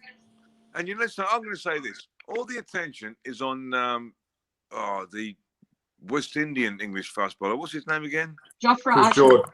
That's how much it is him. Oh, he's got to love the action. He's already had stress fractures. I never had any of those. Thank you very much. After 18 years of wanging the ball down at 90 mile an hour, I think I would rather see Wood bowl than Archer. Yeah. I think he's too much for a pretty boy. And I don't think he's done the business. He is so quick. I watch it on TV, right? He sent that down, all that sort of bouncer. 87 mile an hour. Really? And that's a quick bouncer. 88 mile an hour. And that's a quick ball. Oh, he's played missed. 89 mile an hour. You know something? Alan Donald bowled me a bouncer at 94 mile an hour at Johannesburg. I hooked it for 6. I'd like to say I hooked it. I top edged it. Next ball hit me in the head. That sounds more accurate to me. 98 mile an hour. So you got Jeff Archer, so quick a bouncer, 89 mile an hour. Alan Donald hit me in the head, 98 miles per hour. I was back with Darren Goff. Darren Goff laughed. I didn't. That explains your haircut. That explains your haircut today. I think that was one of the deliveries that Alan Donald hit you in the head. No, this is going to be part of my dreadlocks. Now, I'm growing my hair longer. You know why? Because when we go to India... Put your bloody hat on, for I don't God's want to sake. get sunburned. All I right, don't want okay. my head to burn. All right, guys. We're going to finish today's discussion, even though you might think it's short, Alan. It's 2.5 hours. It's not short. I know. 2.5 hours, for God's sake. You've got work to do, Norman. You've got to go. I want to go to sleep. I You want to go to sleep. You'll make your mum breakfast. You'll look after your mum. Yeah, she's going to wake up in a second, and I think I'll deal with her. All right. Phone Steve Waugh, and then we're going to jump on board after. All right. Okay. Guys, thank you very much. It's great to have Pretty and Alan Mullally. Even messier. It's great to have Alan here, Pretty. We had Tobias earlier, a whole range of people. So here's Norman Koch saying goodbye from a very glary, sun-drenched Sydney. No COVID, plenty of cake. Everything's going well here. Thanks, guys. Thank you, Norman, and thank you, Alan. Thanks, I hope to see you again See soon. you later on. Right. See you later. All right, ciao. Pretty, should I have a shave or grow a beard? I'm not sure. Always clean shaven. Always clean shaven. Oh no, don't say that. My mum's here. Alan, have a shave. I'm glad. I'm thinking about growing a big beard and dreadlocks. All right, guys. All right, we're going, guys. Okay. Ciao, everyone. Bye. Just shave and haircut. Pretty. Al, I'm going to bed. Don't ring me. I'm going to bed. When you wake up, phone. All right. I'm going to bed now. Ciao. And send me that thing on Messenger so I can use my iPad in my office. All right.